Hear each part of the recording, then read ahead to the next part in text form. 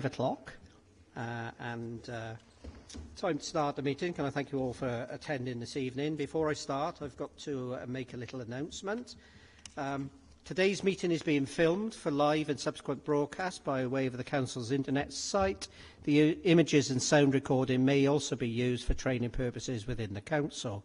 Would members please use their microphones to contribute to the meeting, and please remember to switch off the microphone when you have finished. Members dialing in remotely, please turn on your camera when you wish to speak, and please remember to switch it off when you've finished. Also, could you please ensure that you refrain from using any mobile devices during this committee, and that any devices are on silent. So hopefully people are aware of that. It's great to see Norma. Norma's ringing in from Antigua, so that's dedication for you. So good to see you here, Norma.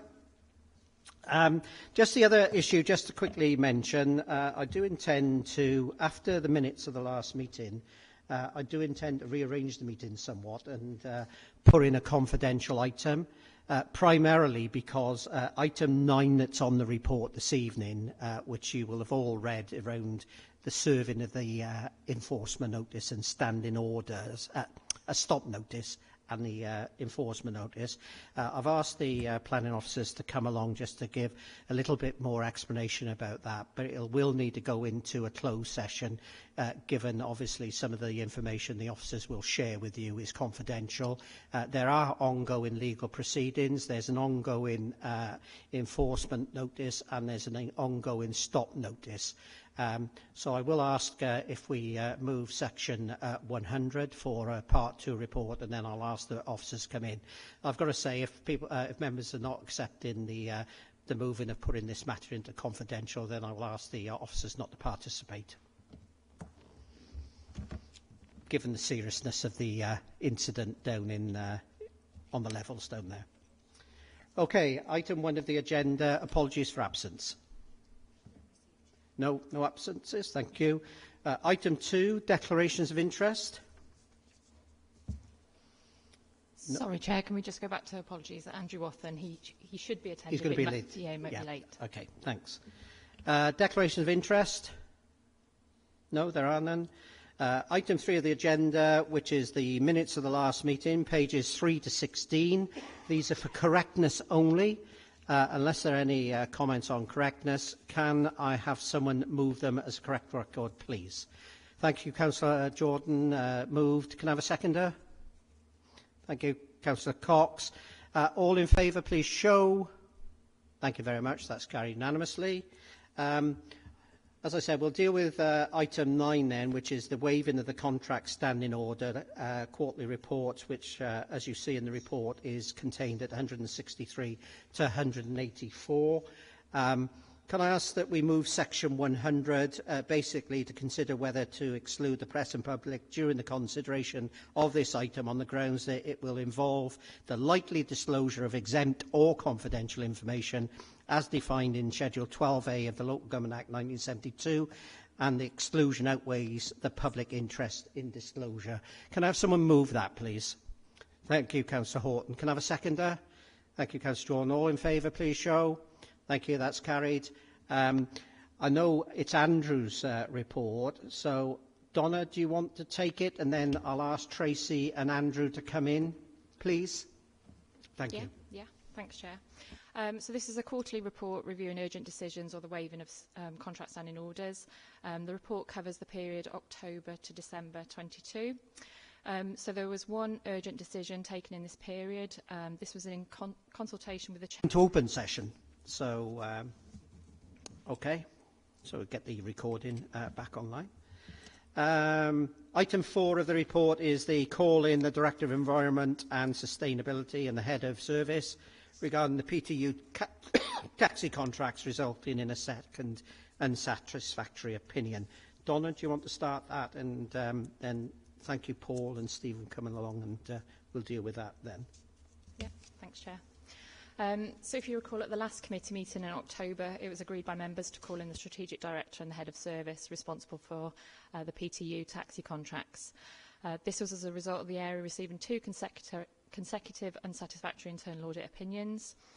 So the Director and Head of Service have been invited to provide assurance today to members that appropriate improvements within service provisions and the control environment have been made. Just in terms of background, the original audit took place during 2019-20, which was given an unsatisfactory audit opinion. The follow-up audit commenced during the last financial year, 21-22, with the draft report issued in June of last year, 2022. We concluded then that a second unsatisfactory audit opinion, as most of the original weaknesses had not been addressed, and we concluded there was insufficient evidence to support the original management actions which had been agreed by managers. We did meet with the service area back in August 22 to discuss the draft report that we'd issued. At that point, there was a lot of disagreement with the majority of the findings. At that time, the audit team were advised of additional information being available, but this wasn't forthcoming. Concerns were then escalated to the Executive Board and also to the Governance and Audit Committee back in October last year. And since then, senior managers have been in touch with us and agreed to the audit findings. As you'll see in your packs, an action plan has been drafted and the report is currently awaiting finalisation. The main weaknesses can be seen in Appendix 1, which are page 24-25 of your packs. And then on Appendix 2, which is page 26, this provides an update on the current progress. So this is the updated action plan. The proposal for the reports is for members to accept the explanations and assurances of the Strategic Director and the Head of Service, which we will confirm via the second follow-up internal audit visit. Or they may wish to decide that they don't accept the explanations and assurances provided and escalate concerns to the Chief Executive and Executive Board as appropriate. I'll hand it back to the Chair, who'll hand over to the Director. Yeah, thank you for that. Just an explanation why you're here. Clearly, the committee was advised that there were 2 unsatisfactory reports issued against this service, and clearly it appeared to the committee that little or no action is being taken. And whilst we understand COVID and all that, given the importance of this service to the citizens and certainly the young people you carry there was some major concern in regards to whether the audit reports were taken seriously. Obviously, we've read the reports now, and clearly you're going to explain it going through, but you know, it shouldn't take 2 unsatisfactory audit reports and a call-in to get this matter moving. So whilst we're here to listen, we're not here to bully you in any shape or form. The aim of this game is to get the very best for the citizens of the county borough, wherever they are, and to learn by improvements. We're not going to look back. You know, we can rake up the past time and time again. We need to move forward. The service has to be delivered in an appropriate manner and in a professional manner, and that's why we're here. So obviously we welcome your input today, and after that there will be questions from the members. Thank you. Thank you, Chair.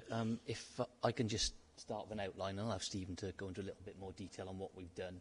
So, yes, as you said, an unsatisfactory audit report is never good.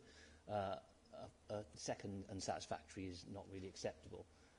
And particularly, although there's no criticals in this, there's a significant number of significant issues, and I think the particular concern from us is the lack of progress on those significance.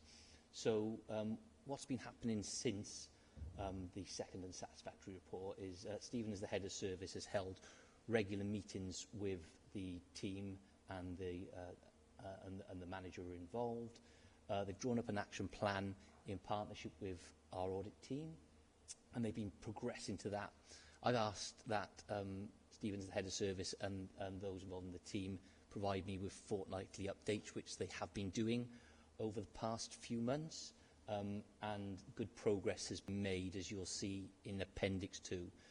The vast majority of the issues are either closed off or about to be closed off, and I think there's one that there's a dispute over whether or not it can be closed off. That relates to the tender whale system and uploading from third parties, which the service area doesn't have control over. They can encourage and they can support, but there's no ability to stop. The rest of the recommendations are accepted and, if not delivered, virtually delivered. I suppose, as you can see through the appendix, progress has been made, but I think a key concern then is to ensure that it is maintained. Given that this has had two unsatisfactory audits, we want to ensure that it doesn't just drift back. So a number of decisions have been made on that. Stephen's been restructuring his area, and there's a new service manager that starts shortly, which will cover this area as well as some others, and this will be a key focus for them. Audits normally only come up to the directorate management team by exception, but what we've asked for a process for this is within his team, within the passenger transport team now, there'll be a quarterly check-in arrangement where they'll carry out not a full audit, but a sampling of audit. Because if most of the failings relate to sort of what I don't want to say simplistic admin, but it's admin functions that we should be able to see. Now that the IT has been enhanced and there's clearer visibility of that sampling should be a bit easier. What Stephen's going to do is Stephen's going to take that as part of his senior leadership team meetings, but if there are any issues, then they will get escalated to the DMT first, so they will come up as part of our exception report. And so there's an ongoing a light touch review to ensure that there's no slipping back. As I mentioned, Stephen's done a restructure of his team, and there'll be an additional service manager coming shortly. Also, there's been additional resource requested. We do recognise that the team is under considerable pressure, and Stephen will give you some indication now of the huge increase in workload that team has had since COVID ended and passenger transport has come back. If it's all right, I'll allow Stephen to add some more about his specifics. Yeah, thanks, Chair. Just to build up on what Paul was saying there. So after escalation, we worked as a team to try and resolve the issues. We worked with our colleagues in audit and worked with our colleagues who we provide the service for, so colleagues in social care, for example. Having the CTX system upgraded at the tail end of last year has helped. And you'll see that in a couple of the weaknesses, response to the weaknesses, that the CTX system is there now and can be utilised. As Paul mentioned, I had regular meetings with the team and escalated to Paul and kept Paul advised as strategic director of the progress being made on the audit. And going forward, just pick on the points there. Part of the restructure implemented, we've got a new service manager starting next month, and he'll have oversight in this area, so some additional resource there. And we're also looking to secure additional resource for functions throughout the team, including, as Paul was saying, then making sure we drop on this on a regular basis to ensure that we're not slipping back. But the CTX system will help in that regard because it assists in raising issues. Just to pick up on a couple of the points in terms of resource and in terms of workload. Just got a couple of statistics for you, Chair, and the committee. In terms of 2019 data, we had 1,665 applications for free transport. That had gone up to 1,717 in 2022. As of December 2019, we had 294 contracts and routes, 397 in 22. Drivers in 2019, 255, and in 2022, 284. So it's just a general sort of increase in service demand and expectation, which has been recognised with the additional resource that's been hopefully being put in, certainly being put in the service manager, and hopefully being put in for the staff throughout the team. I think that's probably all I need to say for now, Chair. Thanks. Sure, members have got questions. Are there any questions? Councillor Jordan. Yeah, thanks, Chair. Just a question. On the appendix 1, you've got 2.11 and you've got a 2.11 which is new. Is that just been brought on board now? If so, or if not, is nothing being put on Appendix 2 of any recommendations of what they're doing for that issue?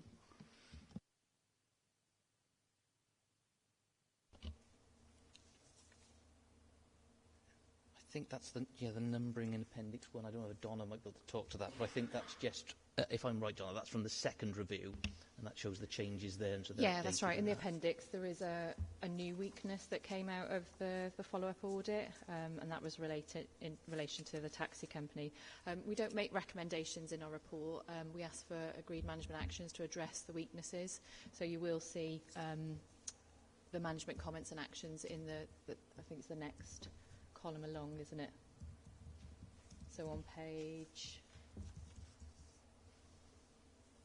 yeah, there's a number of comments within the report, but that new weakness has they have confirmed that they've addressed that now.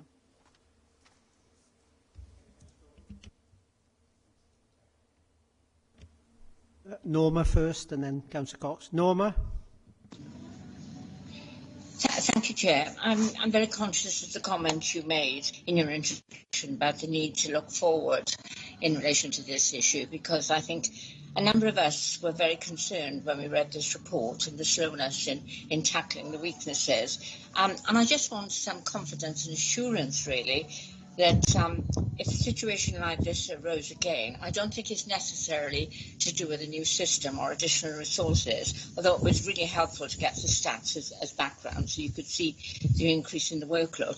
But when these things are happening, it's really important that management raise this as a higher level, because we had, people at risk here. So I want confidence that that's been going to be addressed, that there will be proper communications in managerial lines of communication to ensure that something like this doesn't arise again.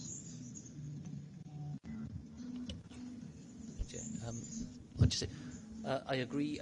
As part of the sort of ongoing process that we want to put in place to make sure that we can have some understanding of it. However, what I would say, ordinarily, a first audit should really trigger that, and there should be a plan in place, and that it just wasn't there in this case. So, hopefully in instances it wouldn't get to this case, but given where we are with this issue, we're going to have this extra additional reviewing resource and an ability to uplift all the way to myself.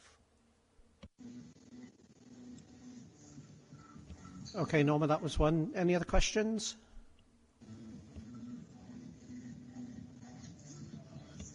Norma, do you have any other questions? No. Okay. Chair, yes, there was probably one. To me, this also implied poor performance, and when I just wonder whether there are any poor performance issues arose out of it. Thank you, Chair. There's no performance issues with individuals being raised as part of this. There is an acceptance. There's a significant level of work in the area, which is reflected in the additional staff we're looking at.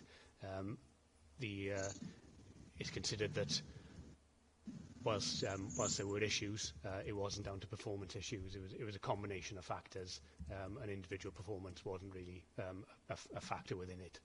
People were endeavouring to do their best in terms of providing the service, accepting that there are issues in terms of responding to the audit. Norma?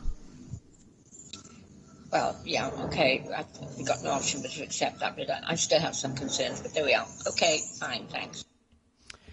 Councillor Cox.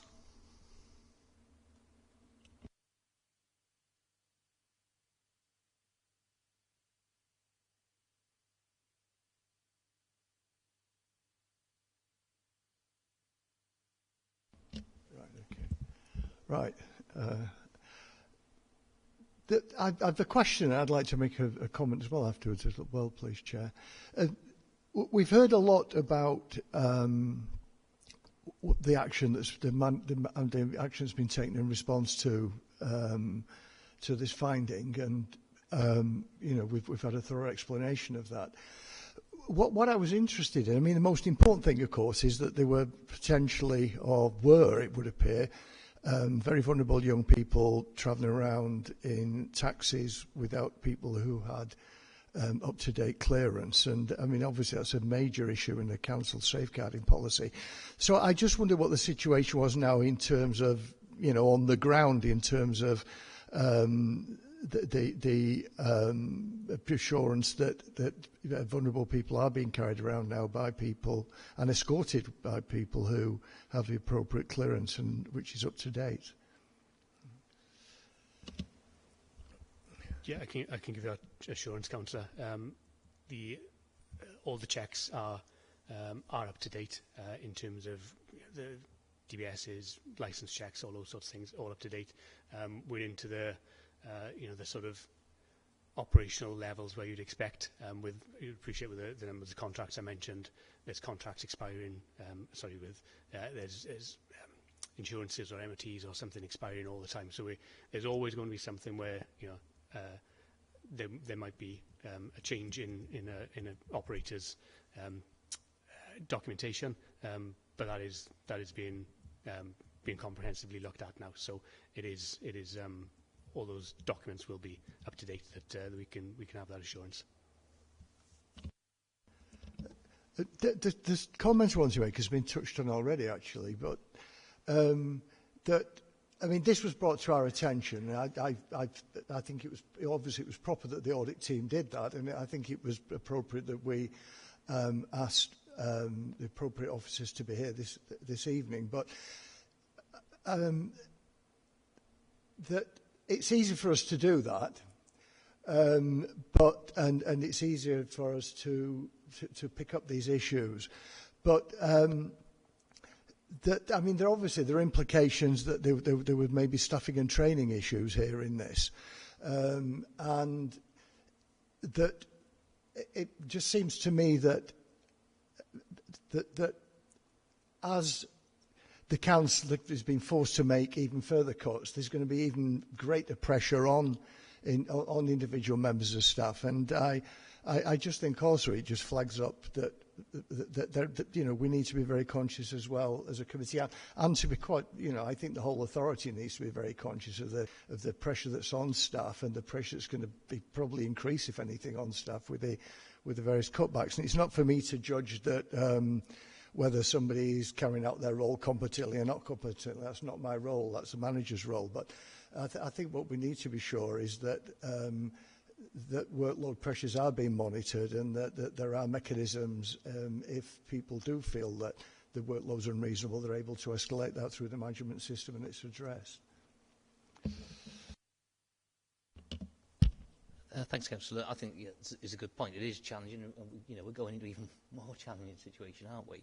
As we know that.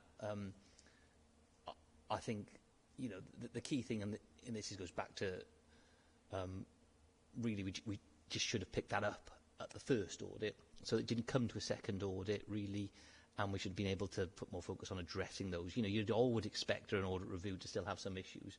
I don't think I've ever seen an audit which didn't have any issues, but it's more the lack of progress and the not. It's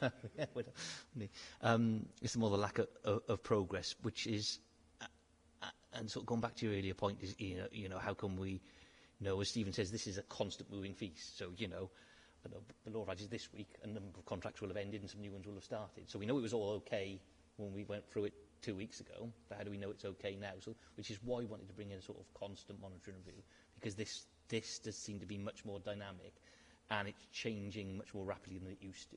It used to be much more fixed, partly due to the industry. Post-pandemic, there's a lot of stuff. Obviously, we know the challenges with fuel and other transport issues, so it's become way more frequent, the changes in contract. And so, which is why we want to put something to make sure there's not a rollback, because it's easy to say at any point in time, yeah, that's perfect, isn't it? But I think the assurance we need going forward is that it maintains that. Thank you. Don?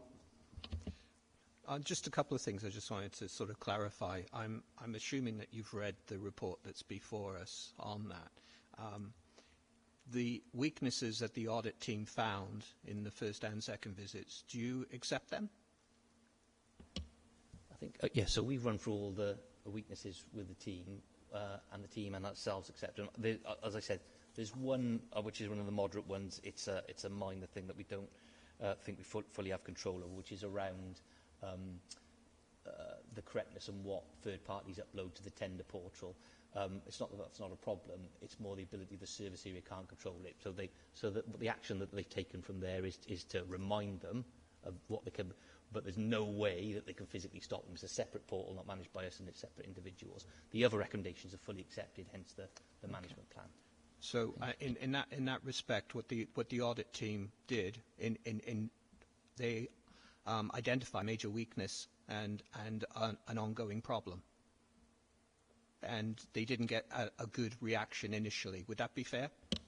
Yeah, I think that's a fair summary. Okay. I think that the issue should have been addressed after the first audit, and so by the time we come to a second audit, it should have then those, accepting you'll never be perfect. No, I appreciate that. But there clearly wasn't anywhere near enough progress made. Okay. So what in sort of the comments, it's underlining the work that the audit team are doing and how how they've identified this and assisting you in helping to identify those weaknesses and put them right. Yep, I think that's a fair point also. It's important to note is that the work that Stephen's done, Stephen's sort of led directly on it to ensure the importance and the seriousness that it's taken. But the team have worked with the audit team themselves to help best way to develop a plan, and with some other service areas as well. You see there's overlaps with IT and there's overlaps with social care and things, so it is a collaborative effort. Okay. Steve, you said that there was no performance failure. So if there's no performance failure, I'm assuming there's system failure. Would you agree with that? I think I'd go back to the level of work that was there. People were endeavouring to do their best, so they Sorry, I can't quite hear you. I'm sorry. Sorry, people were endeavouring to provide the service. So there wasn't an individual performance, as in one officer simply wasn't carrying out his function, for example. It was a combination of factors that led to the issues. Sorry, I didn't quite. Is it a system failure, or was there no system failure? There were failures in systems because some systems were being utilised in lieu of perhaps other better placed systems because that was the best way that officers were considering at the time. But with audits eyes over it, then that showed up some issues with those systems that were put in place to monitor. Okay, Steve, would it be fair to say, in view of what you said earlier, without trying to put you in the hot seat, you are now owning those systems? Sorry, could you just repeat the last bit? Did you say I'm owning saying, the systems? I don't want, because in view of what you said earlier, and are you now owning those systems that are going to be put right? Yes, like I said, the CTX system has now been updated, and that is a system that can be utilised for a significant proportion of monitoring of the issues that were raised during the audit process. Thanks very much. Sorry, Councillor Mogford. Yes, can you hear me? Can you hear me? We can. Thank you. Put my camera on. I think the previous, the question that I was going to ask was just asked in some form. My question was, where does the buck stop? Who owns this issue going forward? Because we're seeing 3 levels of management here. We've got a new service manager, and we've got the 2 managers here. Who now owns this problem going forward? Where's the buck stop? So I think it needs to be collectively owned. Ordinarily, with the audits that we have out, it's usually done at team manager level, working with the audit team, and we expect them to be addressed. But you're right, we have a tiers above that, and the service manager. Well, we'll have a service manager. The area's been vacant for a while, head of service, and even ultimately up to myself. Hence the systems we talked about earlier for ongoing monitoring, because we felt that this requires some ongoing check-in in addition to normal ownership. Obviously, the head of service can't be over every single aspect of the things that are going on in the service area, and it relies on escalation and monitoring and the work of the audit team. And that's part of the process, is to draw it to the attention. But yeah, everyone along that chain is doing it. Yes. Thank you. Sorry, my camera's not working at the moment. No problem, Councillor Mogford. Councillor Horton. Thank you, Chair. Excuse me. You've used the word system quite a number of times. Now, you mentioned the CTX system. There's also spreadsheet is repeatedly mentioned in the report. Now, do you feel that a spreadsheet is a robust enough process to be maintaining the data sets that we're talking about here? There'll be a place for spreadsheets within how the unit operates. The CTX system, or some spreadsheets were being kept because the CTX system at the time couldn't provide the information that we needed. So with the CTX system now upgraded, some of those spreadsheets will fall. So the CTX system will cover more than it could do previously. Okay, so my question back to that then is, you just said you were using spreadsheets to maintain the system, which fell down, because I'm guessing there's quite a lot of human interaction with that. Does the CTX, or does the new systems that we keep using the word system, I'm not particularly happy with system because it's a lot of stuff can be hidden behind that phrase.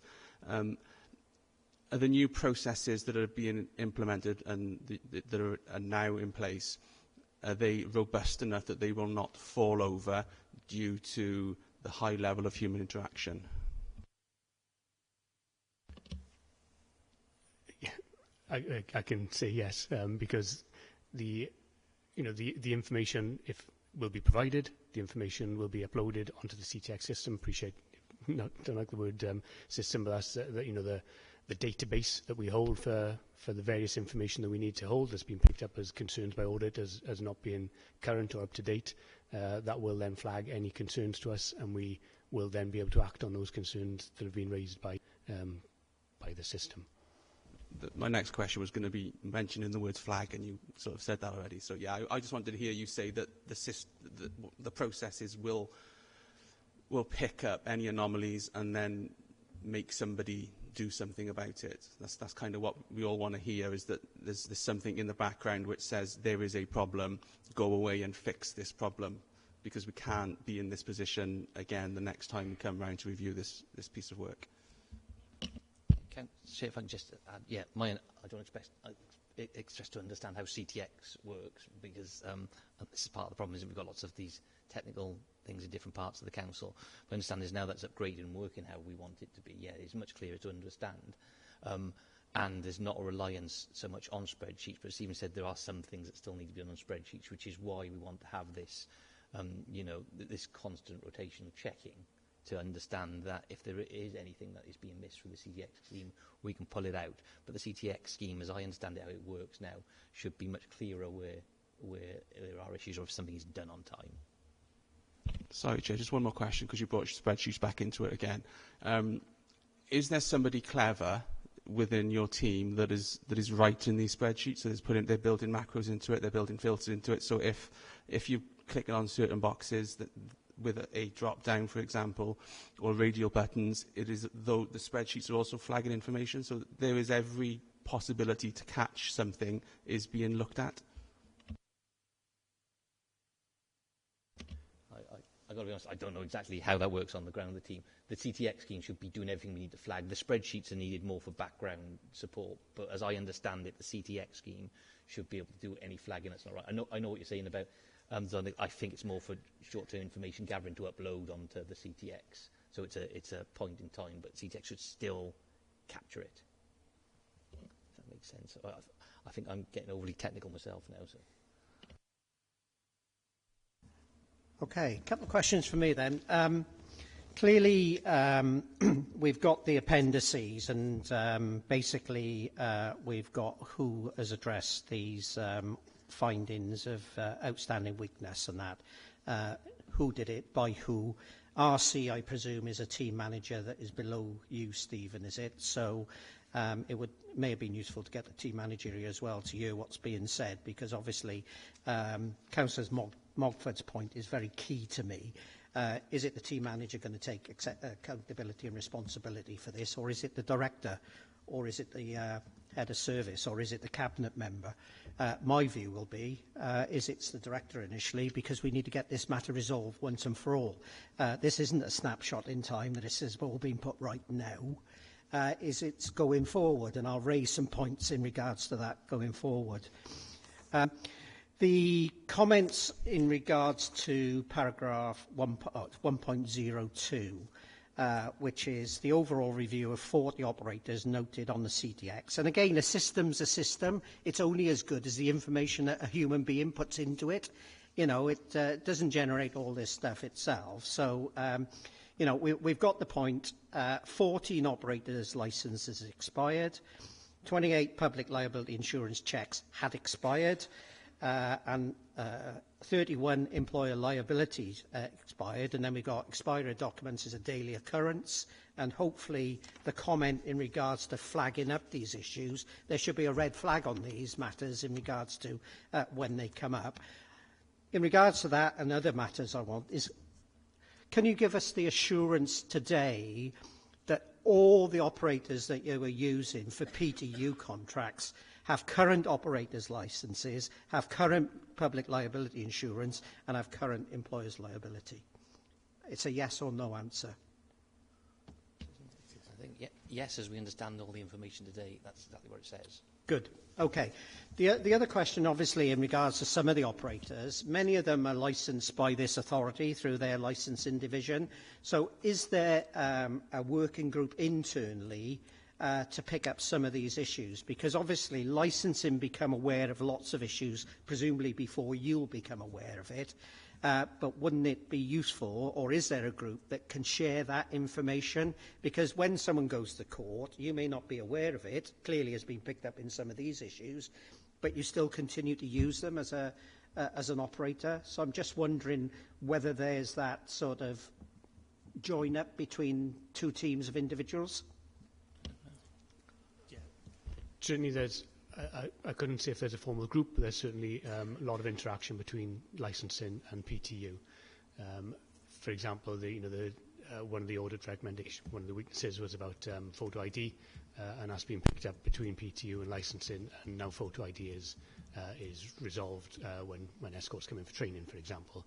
And we are looking, there is joint monitoring going to be done, excuse me, being done with licensing and PTU in the next month or so. So there's certainly those good connections, if not a formal group, Chair.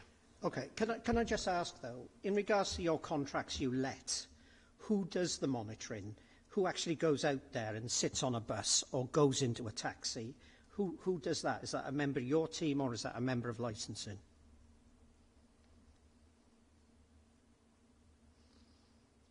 The monitoring, doesn't it? So it does depend what the monitoring. Yeah, that team itself does do some monitoring for different things. But the point you raise about more formalising the work arrangements licence, I think, is a good one, because actually through this process there's been a lot of discussions, a lot of help with licensing. Both those areas now fall under myself, and I think there is some merit in formalising that more, and perhaps with some other areas in the council as well where there's an overlap. You're right, there's certain things that flag up in licensing that would need to automatically join to passenger transport. There's also in the past been things the other way. So passenger transport will spot or something early, and I know in the past they had a telephone conversation, but perhaps we need to formalise that a bit more, and I think that's something worth looking into. Yeah, thank you for that.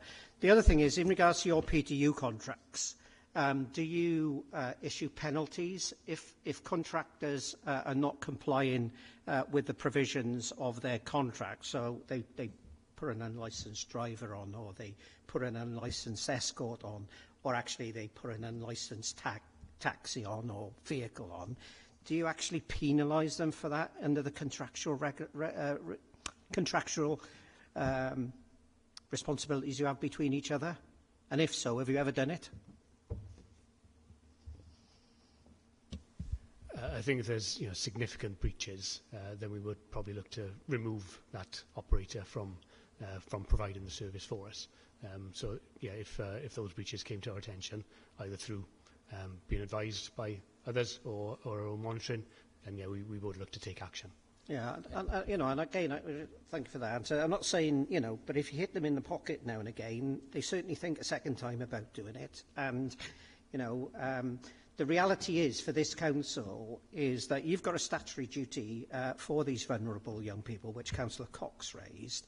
If something goes wrong in one of those vehicles with an unlicensed driver or an unlicensed escort, or a licensed driver and no escort, there are really serious concerns with those young people or vulnerable adults you're putting in there.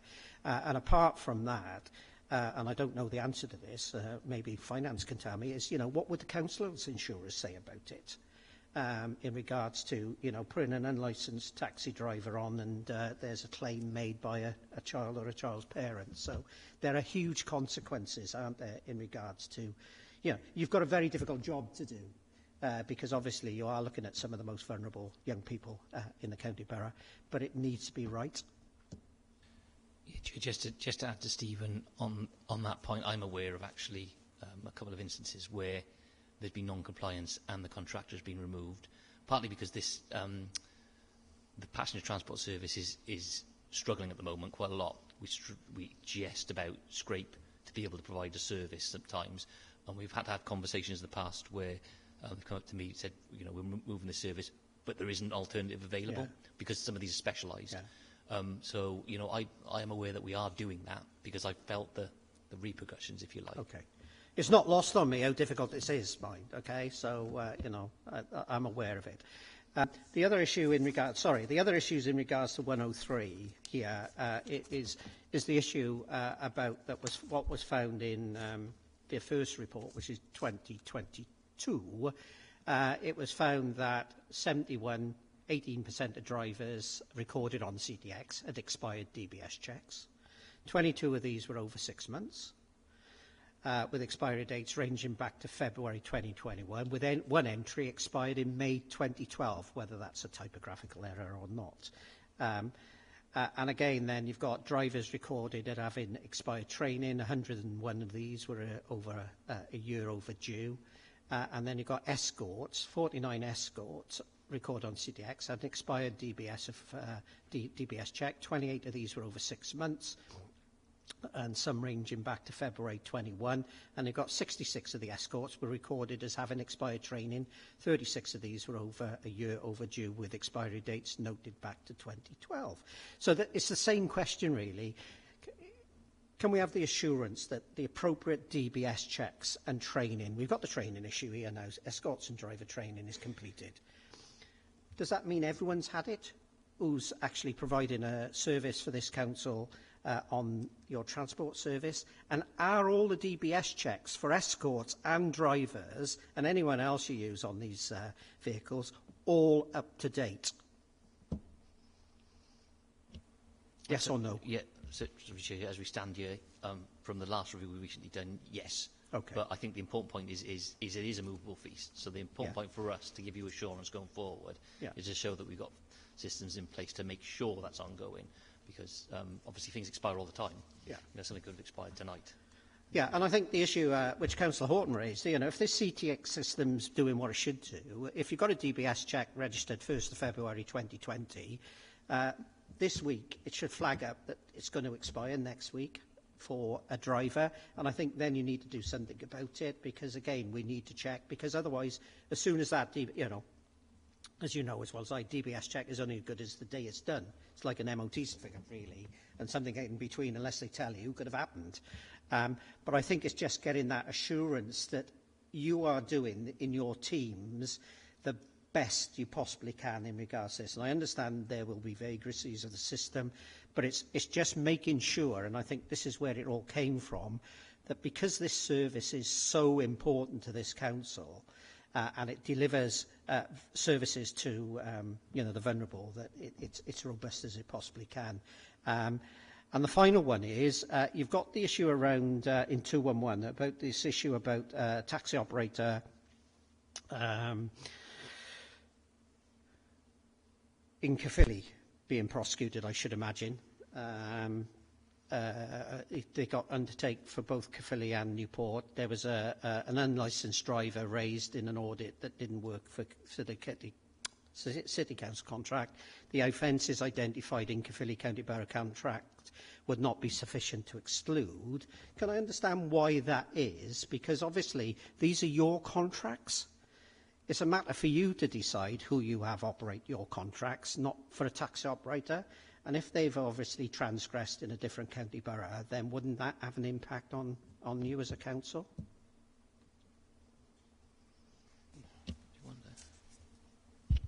Yeah, the company wasn't excluded in Caerphilly, and the operator hadn't done anything wrong in Newport City either. So on that basis, it was felt that it was appropriate to keep the operator on, but recognise that that had happened, and in conjunction with audit, a note has been placed on the file that there was this issue with this operator, but that particular instance didn't require necessitate taking that operator off. As Paul mentioned, the market is difficult. I understand that. So, trying to get a bus operator or a taxi operator, I can understand all that, how difficult it is, because they're competing in various local authorities and that. So, but as long as, you've got your finger on the pulse there to look at that. I think that's it from me. Are there any other questions from members? Councillor Horton. Well, there's a couple, but you sort of pushed on and got the answers I was going to ask for. You mentioned, I think it was on 1.3, there's some monitoring has been undertaken. I don't like the word some. I'm just wondering if you could clarify what sort of level that is, as a percentage or a number of, please.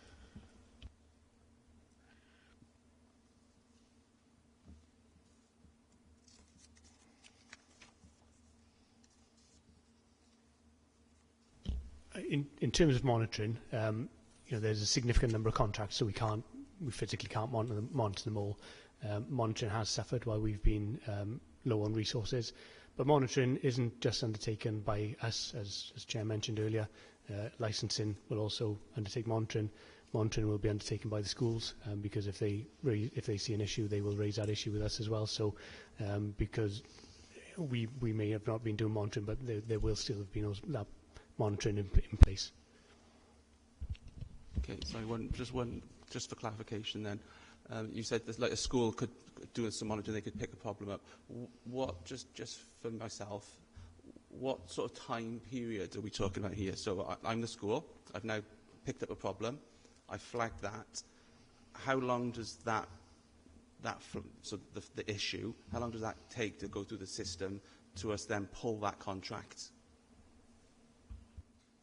Yeah, I mean, we're in contact with schools daily, so depending on what the issue may be, if there was a need to pull a contract, that could be pulled pretty quickly if there was a serious transgression. Schools could raise an issue, for example, that a driver didn't have his badge, and we might pick that up as it's not seemingly not that serious, as long as the driver is known, but equally we would then pick that up. So the schools are in constant contact with us, and it would be proportionate to what the issue was. So we're talking reasonably quickly, days, not weeks, not months. Yeah. The issues are normally raised the same day with the schools, and we will deal with them as quickly as we can, which would normally be same day or perhaps the day after. Before Councillor Jordan, Norma. Thank you, Chair. I mean, I think these are really valid points. And what I would like to know from the officers is that there is a proper process in place and the schools are well aware of the issues they should be looking out for and the actions they should be taking.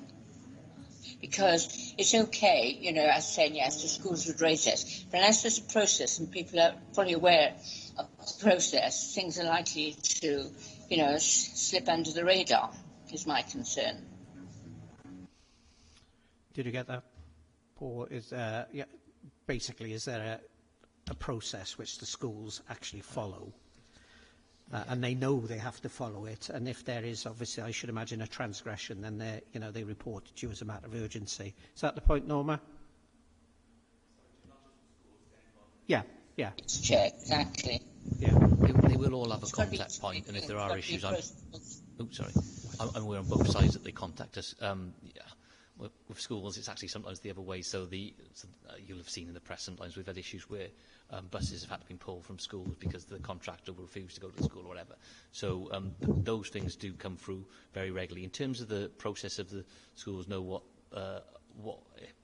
checks that they put in place. The primary role for checks is for us and for licensing, and those are done. But as Stephen said, we definitely wouldn't be in a position where every single contract drivers has someone on there monitoring because No. well, that's just never going to happen. So it's always a sampling, isn't it? And so within that, if there are issues, then it's important for the school to know what to context about that. But we can speak to education to make sure we reinforce that. And they're all clear of all the schools. Yeah. They've usually got a dedicated person in post responsible for that, but we can pick that up as well. Norma, is that okay? I think, again, it's important, isn't it? When school buses turn up, there's normally a teacher or somewhere at the bus to make sure that pupils get on the requisite bus. And if they notice any difference or a concern, then clearly they can raise it. But if they're not aware of the process or what they should do is the issue. Councillor Jordan. Sorry, Norma.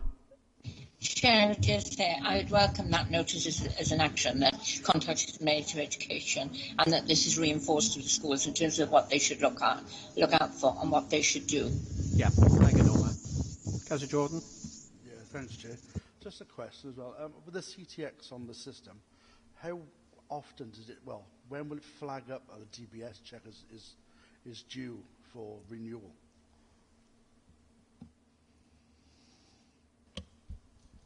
I couldn't give you a time scale of when it does, but the system is designed to flag those, flag expiry of documentation. So it could be a week before, it could be a month before.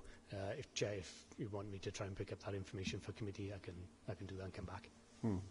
But then that takes us sometimes, then you're going over the date, your DBS has expired. Do you mean? I'm a taxi driver. Do you mean I'm in the loop sort of thing?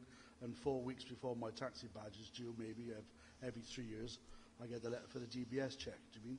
But sometimes the DBS can take longer to process than the normal 4 weeks. So then that really overlaps and expires for the CTX. So there should actually be maybe a standard, maybe 2 months, maybe up before the expiry date comes up, to flag it up so they can get it in quicker than beforehand. We can check the time frame that it does flag up. Like you say, individual things, some things will take longer than others. On any of the DBS checks, it is the individual contractor's responsibility, but it's for us to be aware. But you're right, does need to be a longer time. Some things take longer now than they used to. DVLA, for example, and other aspects. So, but the technical aspects of that, we're not really. We can go back and check and give you the exact information. And if we feel it's not long enough, we can move it forward. Okay, I think we've done that enough now. Can I thank Paul and Stephen for coming along and thank all the members for their contribution in this. Obviously, as an audit committee, we have to make a resolution here, and what I'd be suggesting is at the moment the members of the Governance and Audit Committee accept the explanations and the assurance of the Strategic Director and Head of Service, which has been given tonight. But as we did with the other call-in, we will need a follow-up audit again, and if possible, we would also like another report in 3 months' time as to where you're at.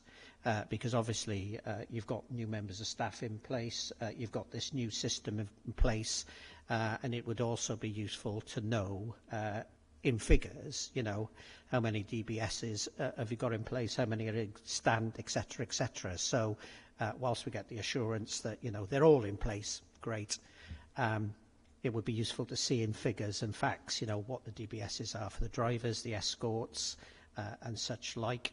And, an indication of what continuation training is ongoing, because obviously you get new drivers and new escorts, and again, that would be useful for us to look at.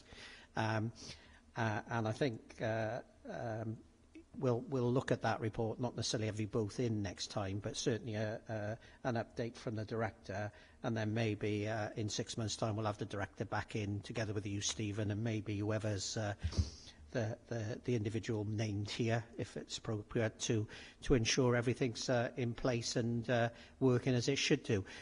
One thing we don't want is it to slide back to where it was. I think you appreciate as well as committee, this ain't good enough. It wasn't good enough, despite COVID and whatever else you may say, because you've been providing this service, I don't know, forever really, because that's what you're responsible to do. And it wasn't good enough. And I think the importance of these audit, these audit investigations are to raise issues like this, and people should take it on the chin and actually say we can learn lessons from this and we can actually improve service delivery as well. So that's the only point I make. I'm not going to lumber anymore. As I said, the recommendation is there. Obviously, if you can get the A4 sheets out for schools and that, so that we can get those reassurances as well that schools are advised, and social services or wherever it may be. And if we have an A4 or a short report next week, next committee in 3 months' time as to where we're at. Members happy with that? Someone prepared to move that? Thank you, Councillor John. Second, yes. Thank you, Councillor Don. All in favour? Thank you very much. Norma? Oh, yes, thank you.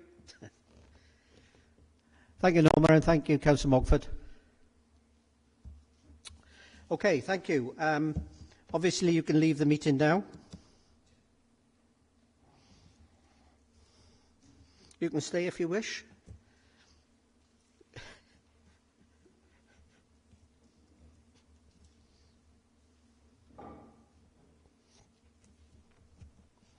Update on the call-in from the Director of Social Services and Head of Service, resulting in the second unsatisfactory opinion in October.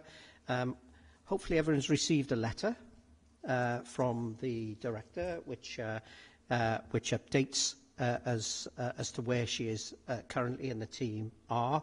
I think if you've all read that that memorandum from the Director, I think it sets the scene really as to the value, and I'm told the value by social services, of Jan's input into this matter. Obviously, they've learned some lessons from October, and they're now putting in place, moving the team of individuals across to another business unit to build that resilience moving forward. Obviously, the Director's given us the assurance that no one's lost out on any of allowances, because it's such a small number in any event. But what the Director obviously has said is that she'll appear again in 3 months' time to give us an update then as to how the new process is bedded in and how the new team is bedded in. So I ask committee just to note the Director's memorandum. Can I have someone to move, please, that we note it? Thank you, Don. Can I have a seconder? Thank you, Councillor Horton. All in favour, please show. Thank you very much. Item 6, Corporate Risk Register. Tracy? You've got to switch on the side, I think. Thank you, Chair.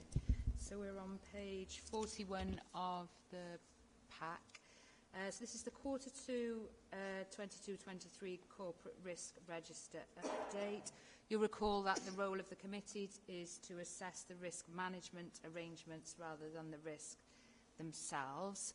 We spoke at the last committee about reviewing a number of risks in line with the new corporate plan. I'd like to reassure the committee that that work is happening and that will become visible in the Quarter 3 update.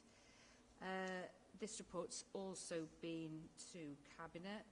So at the end of Quarter 2, there were 14 risks recorded in the Corporate Risk Register, which are risks, therefore, likely to have a significant impact. I draw the committee's attention to 2 closed risks, which are the COVID-19 pandemic outbreak.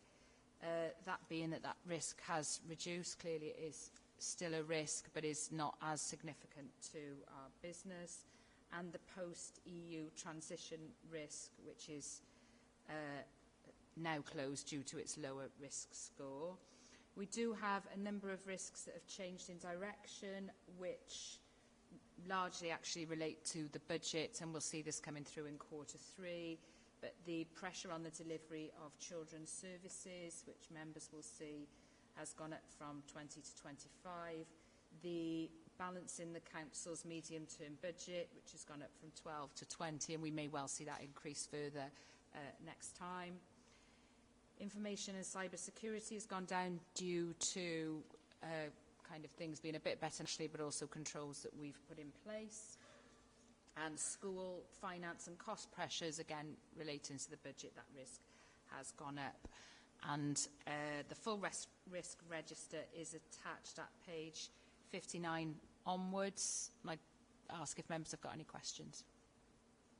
Thank you, Tracy. Are there any questions from members? Don?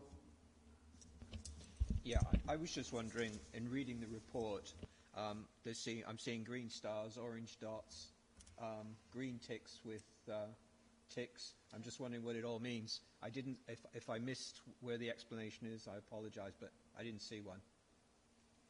They're black and white on mine, which doesn't help. Do you want to cover that?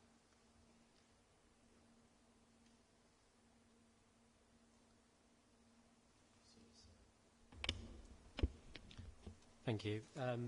Yeah, so that's very well noted. For the next report, we'll make sure that there's like a glossary which will include what each of those means. For the purpose of this committee then, a green star with a tick means that that action has been completed.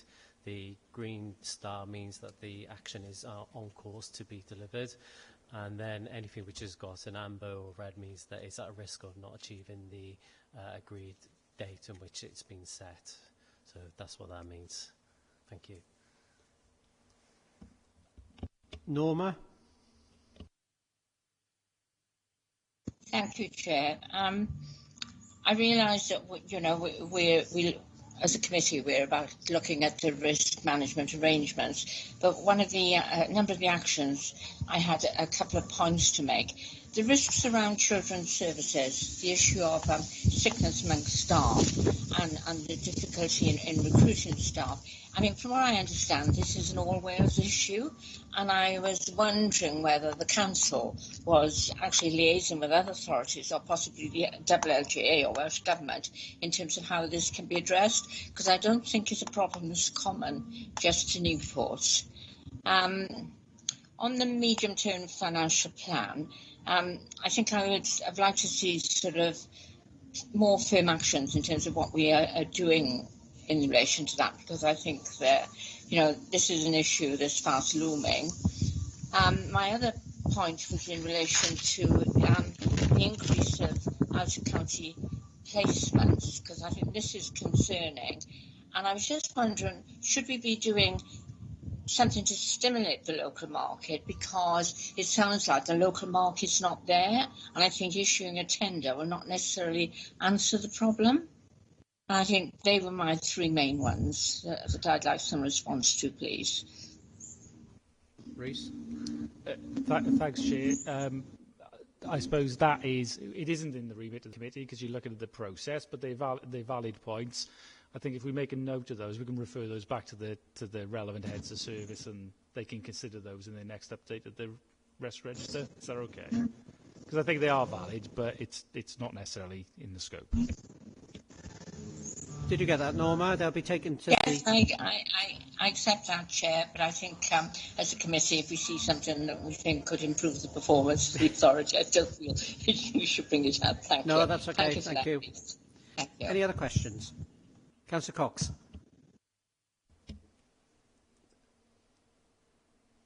What's concerning me is that with the severity of the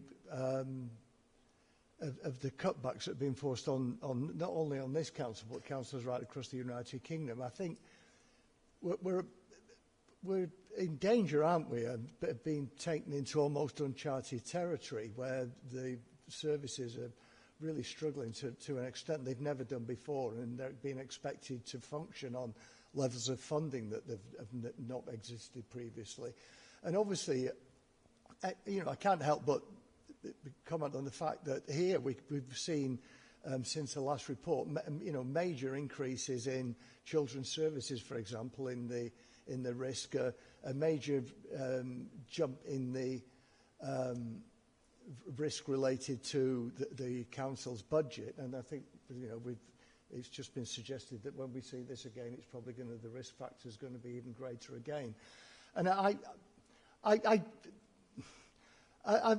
as a group, I'm say we're in uncharted territory, so I'm not going to come up with any bright ideas to solve all this, but I almost feel that sort of what we're doing, obviously, is almost becoming not quite appropriate to where we are, and whether the existing sort of monitoring measures that have reported to us as a group with responsibility for monitoring the function of the council, the governance of the council. I'm just wondering whether at the moment those things are adequate, and whether there almost needs to be, if for example, with children's services, we get to a stage where, and it's all, doesn't seem unrealistic actually, looking at the report we've had here, that we're getting to a stage where it basically isn't functioning in terms of dealing with vulnerable children. I wonder whether there needs to be some sort of mechanism where that's flagged up much more quickly than perhaps it would do through the normal procedures that the council has been used to in happier times. Before Tracy comes in, I think the report obviously is a backward-look report, but it provides the reality of the situation this council's actually in. And not only this council, every council throughout Wales and nationally. And I think we're here to look at that assurance to make sure the risks are being highlighted. We haven't got the solutions, as you say. And I think the difficulty is, whatever message we get, we just need to ensure is that it's an assurance that it actually demonstrates the real risks out there. And I think the point you quite rightly make in regards to children's services, education, I should imagine if we had all the directors here, they'll all put a case up in regards to, their budgets being cut, etc., etc.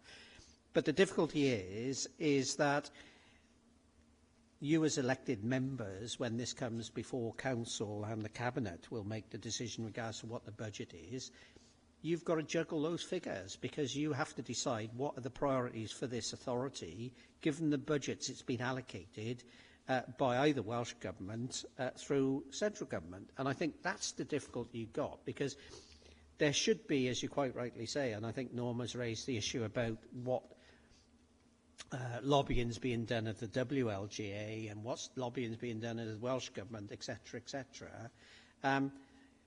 Everyone's doing that every year, year in, year out. Whatever the settlement is, there's never, ever enough money to deliver the services you've got to provide. And I think the reality for us is the assurance being given that these matters are being brought to our attention as a Governance and Audit Committee, and quite rightly are, because these are the most serious risks which have been identified by the directorates and by directors across council and from the corporate perspective. We haven't got the answers to it, but they are real issues that another place will consider when they allocate the budgets. Because, where does it place children's services? Where does it place adult services? Where does it place highways? Where does it place registrar birth, deaths and marriages? Where does it place finance and the provisions it provides there? And those, unfortunately, are the difficult decisions you as elected representatives are going to have to make moving forward. That's my view. I don't know whether, you've got anything else to say, Tracy, but you're just the messenger on these. Yes, all of that, Chair, I agree. I think in terms of the role of Audit Committee, you are certainly going to see, we will see as a council, all councils will, higher levels of risk necessarily having to be tolerated. But if the role of Audit Committee is to ensure we've got appropriate processes in place, then that's more important than ever, I think. So that's really important that we are checking in on those processes. The level of risk and what we do about them is being discussed nationally, locally, at Cabinet and elsewhere. So this isn't the place where that is being talked about. But the risk management processes must be more important than ever, I think. And an Audit Committee has a key role there. I don't know if Rhys wants to say anything else. I will, if you want me to. Look, yeah, absolutely. Right, the next, without teeing Myron up to say anything about this, if we work with our finance colleagues, this is the beginning of a we've had a very challenging period of time with austerity and then COVID. And this is the start of the next tier of very, very challenging times. And we're dealing with inflationary pressures at the moment, and then potential reductions in budget after that. So, yes, from the committee's point of view, have we got the appropriate mechanisms in place in order to understand the risks we're facing, mitigate where possible, tolerate where we have to, and understand that level of risk? And I think that's the role of the committee, and I would agree the committee's role is critical in making sure that we do that.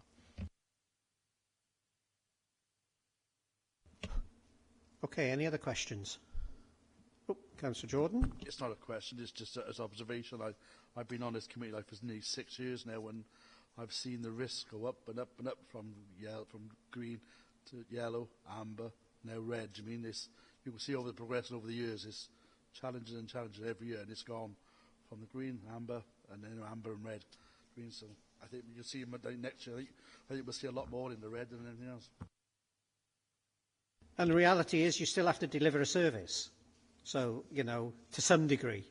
And that's where the difficult decisions are made, is to, what do you deliver and what don't you deliver? And then they're, there for another place at another time. So, okay, thanks for that comment. Obviously, we've got the recommendation before us that we've considered the contents of the report and assessed the risk management arrangements for the authority. That's it, really. Someone prepared to move? Thank you, Councillor Jordan. Seconder, Councillor Horton. Thank you. All in favour? Thank you very much. Right. The next is the Audit Wales and Regulatory Bodies 6-month update. Janice. I'm going to take that if that's okay, Chair. So I was going to say that this is positive news after the risk register, so some of it is, so bear with us. So obviously, this has got information on the Audit Wales and Estin published reports between April and December 2022.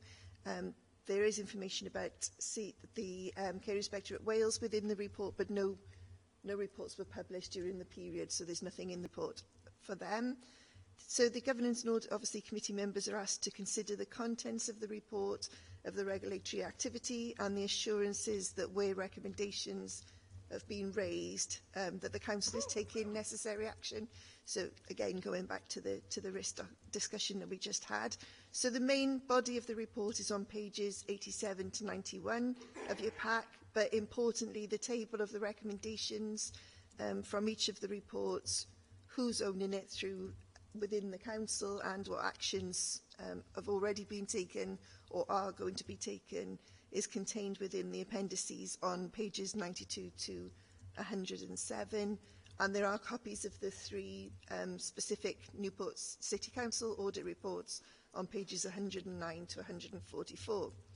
So the report does contain a reminder just for information on the role of each of the regulatory bodies, and also some further information on the role of the Gwent Education Achievement Service and how they work with us to support our schools to make sure that we're meeting Estin requirements and abiding by any recommendations, and also in providing that quality assurance and performance management role.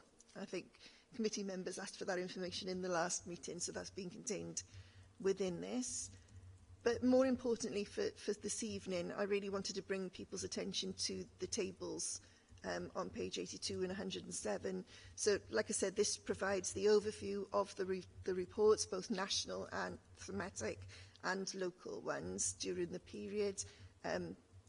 Details who's going to own it, some of the recommendations in detail, and then the actions that we're going to be taking or already have been taken if necessary. So, as you'll see, the local reviews are positive on the whole, really positive, particularly the Estin reports in relation to our schools as well. But we're still, as with everything else, we look at continuous improvement. So that isn't to say that, oh yes, excellent, let's move on. It's about kind of how can we continue to improve.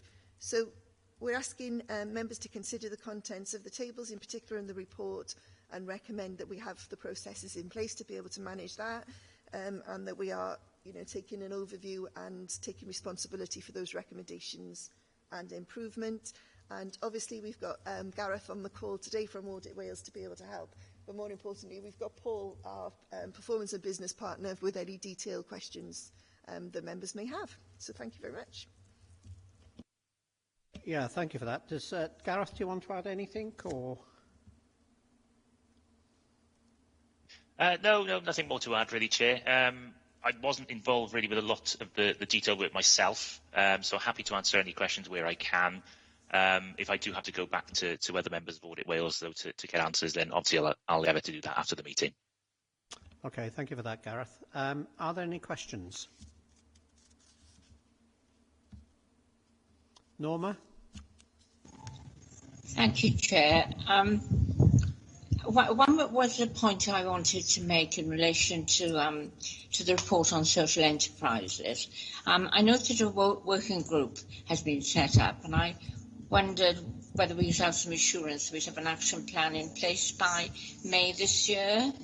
And also another comment I thought might be worth making was, I noticed that the Director of Social Services takes responsibility for this, and to an extent I can understand that, but social enterprise is very much a cross-cutting issue, and I just wondered where economy and regeneration fitted into that, because that's equally as important.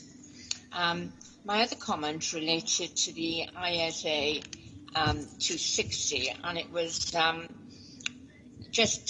one thing concerned me was this case of this compensatory entry of 893k, and you couldn't identify the cause of it, and that did cause me some concern, and also how the value of Newport Transport Limited depot asset was inflated by an oversight. What exactly do we mean by an oversight? Norma, does that come under the Statement of Accounts report, not this report? Yeah, so probably, you're right. Sorry, I'm moving on. Sorry. Yeah, no worries. I think it's your comment regarding the social enterprise, really. I think Janice was having a bit of a flap then, so... It's okay, sorry. I nearly had a heart attack then. Thank you very much. Yeah, the comment about social enterprises. So you can see the service areas. So we are looking at it as cross-cutting, and the working group is cross-cutting. So we've got representation from social services, prevention and inclusion, environment and sustainability, and housing and communities, which includes the regen and the other bits. So we've got cross representation at the moment on the working group. It is only early days, so this has only just been published, so we're only pulling it together now. And one of the first things we'll be looking at is whether we need to be working with other partners as well, and who else needs to be part of that group, and then develop the action from there. So I can give you assurance there will be an action plan by May. What I can't do is share it with you today, because we really are in those early stages. Okay, Norma? Thank you, that's very helpful, thank you. Any other questions? I think sorry, Councillor Cox. So you were talking about bringing a report back by May. Yes, I'm just not quite sure I quite followed that. On which particular aspects?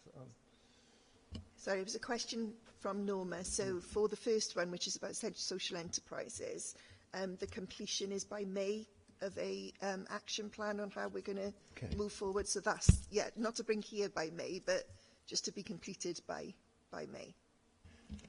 That was the sort of line I was going down, because I think the whole social enterprise agenda is a really exciting one for local government, and it's one of the few sort of bits of bright light in the present gloom, I think.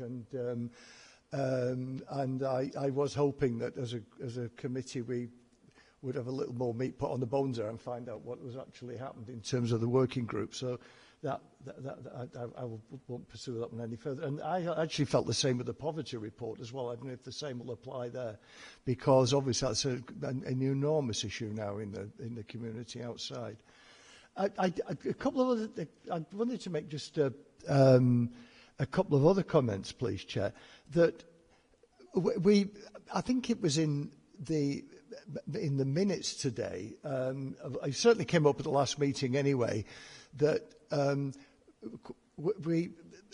to be fair, officers work very, very hard at putting processes in place and putting mechanisms in place and checks and balances and so forth. But it's not very often we get the sort of hard data to make a judgment as a group whether, you know, those things have actually been effective in delivery. And again, I couldn't help but comment on the fact that on the report which related to carbon reduction, that again it flagged up the need for, I think it's on page 113, it flagged up the need for hard sort of data to actually sorry, I'm pretty sure I'm confident it's on page 113. Yeah.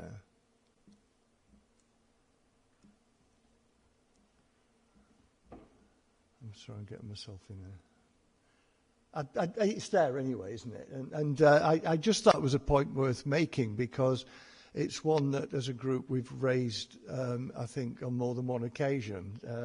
And the only other thing I wanted to say is that we spend a lot of time inevitably picking up the red flags and expressing concerns about various issues. And I thought it was worth getting a bit of balance here this evening and say well done to people, because there are a lot of really very positive comments there as well on the workforce report, for example, on the management of assets. There was some really positive stuff there, and I hope as a committee we can flag that up as well.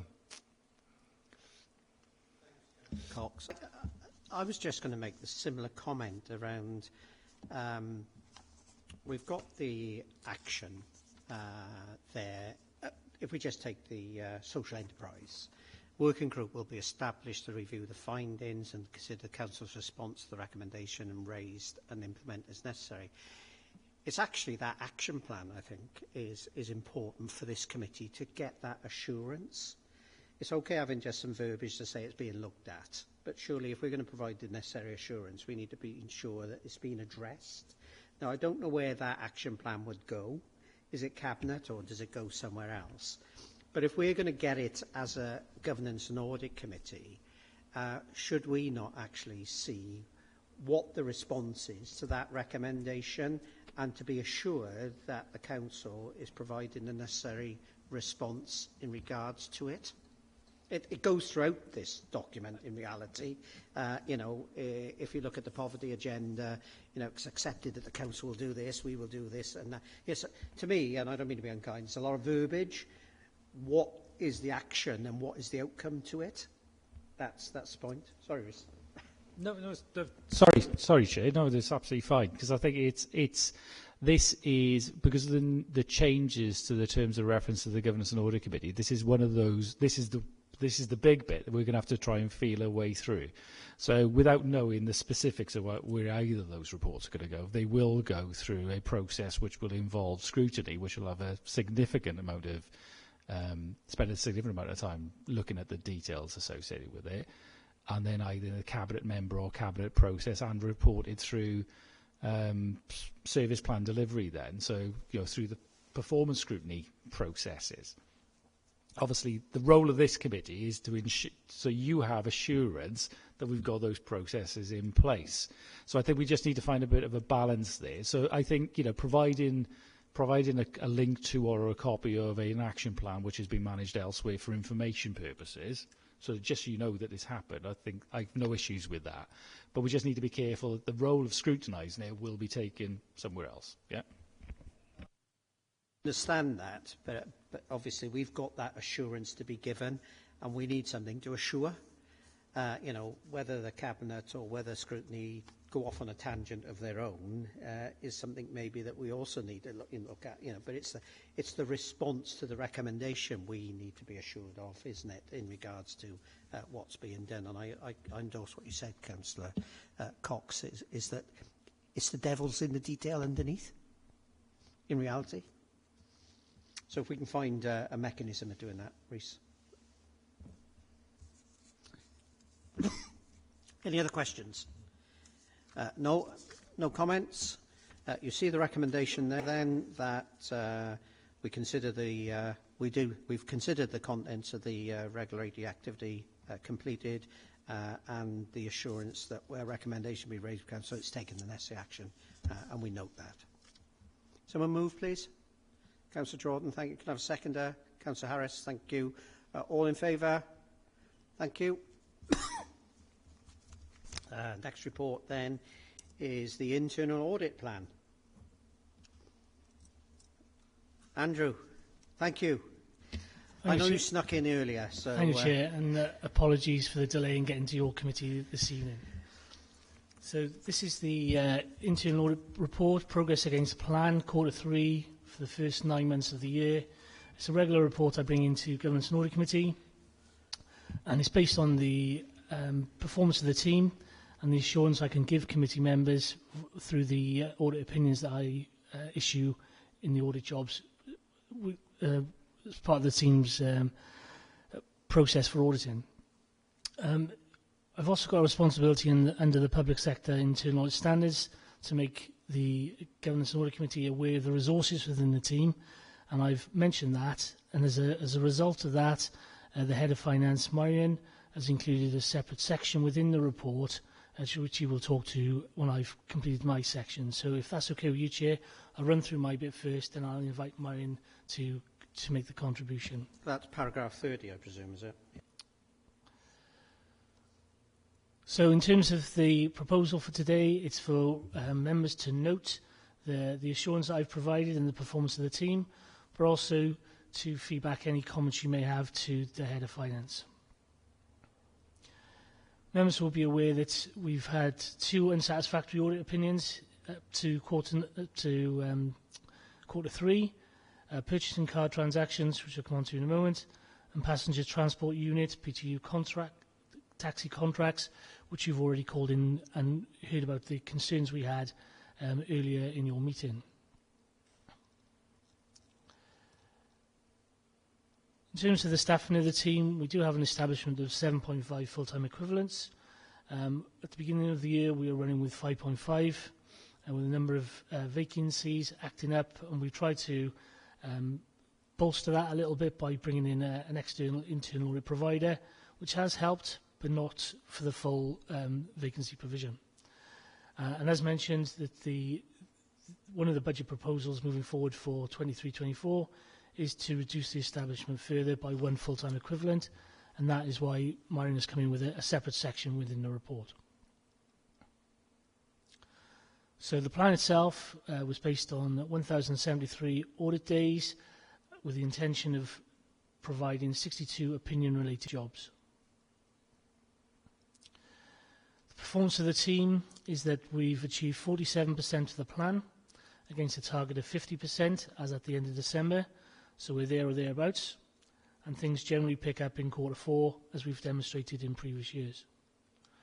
We're issuing draft reports within 5 days against a target time of 10, and we're issuing final reports within 2 days against a target time of 5.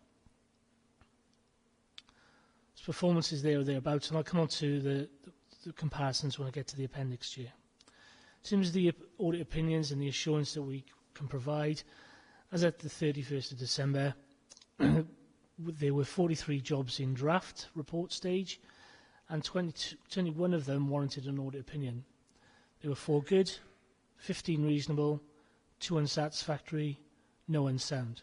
So pretty positive in terms of audit opinions, and hopefully that will give you assurance that there are adequate controls in place to ensure the proper financial stewardship of public money across the service areas. In terms of the unsatisfactory audits, purchase cards, I've identified the key issues in the appendix, which I'll come to in a moment, and PTU taxi contracts, again, you've gone through that in some detail already this evening, so I don't intend to go into that any further, Chair. I'll come back to inviting Marion in a moment, if that's okay, but if I could just refer members to the appendices. Appendix A is a performance chart comparing quarter by quarter and year on year. Although we are just below our target of 47% of completion of the audit plan, it's just ahead of where we were this time last year. And that did pick up to closer to 70% by the end of the year. We are continuing to provide financial training to service areas to make sure that there's good compliance with financial regulations, contract standing orders, and raise financial awareness. In terms of special investigations, we've had no allegations in the quarter, so therefore there's non-applicable in that particular column. Moving on to the opinions, which is in Appendix B, that's just another summary of the good, reasonable, and satisfactory and unsound quarter by quarter in 22-23, and more details of the jobs which we've issued in draft. I've identified whether it's in draft or final in the last but one column on the right. As members can see, there's a bit more detail there in terms of the actual jobs we've undertaken, categorised into the good, the reasonable, and the unsatisfactory, and the unqualified. The unqualified relates to the grant work which we've undertaken during the year. Appendix C is where we're adding value, we're providing financial advice, we're involved in the provision of the annual governance statement, we're undertaking financial regs training, and we're also collating and coordinating the National Fraud Initiative on behalf of the Council. Appendix D just defines the opinions which we use within our audit teams, 2 positive, 2 negative opinions. There's also a definition of unqualified and qualified when we come to our grant claims. So moving on to the issue we had with purchasing cards. This is the first time that this information has been brought to your attention this year. We did do a review of purchase cards last year, and we came up with similar issues. So overall, the test period for 21-22, in total there were nigh on 20,000 transactions processed using the Council's purchase card, totaling a net spend of just shy of £5 million. The audit took a sample of 227 transactions, spend value of approximately £900,000.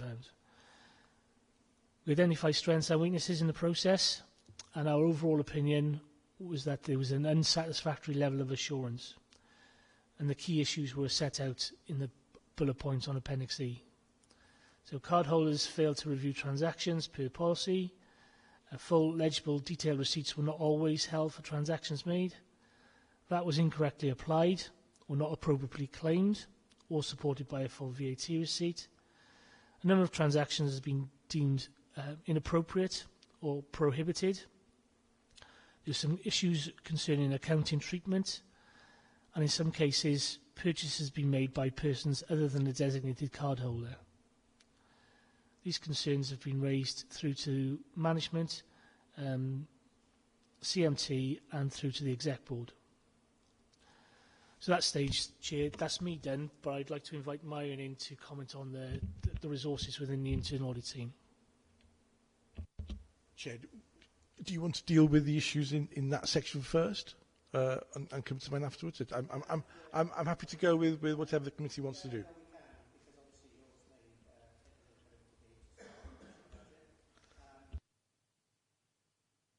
Obviously, members have viewed Andrew's report and update. Is there any comments? Any questions? Tom? Chair, my comment would be, like, with the purchasing cards, the way we've operated as a committee, would we not call these people in to give us an explanation as to what's gone on, so we can have detailed in much we've had tonight, so we can have some assurance? So I think we should be doing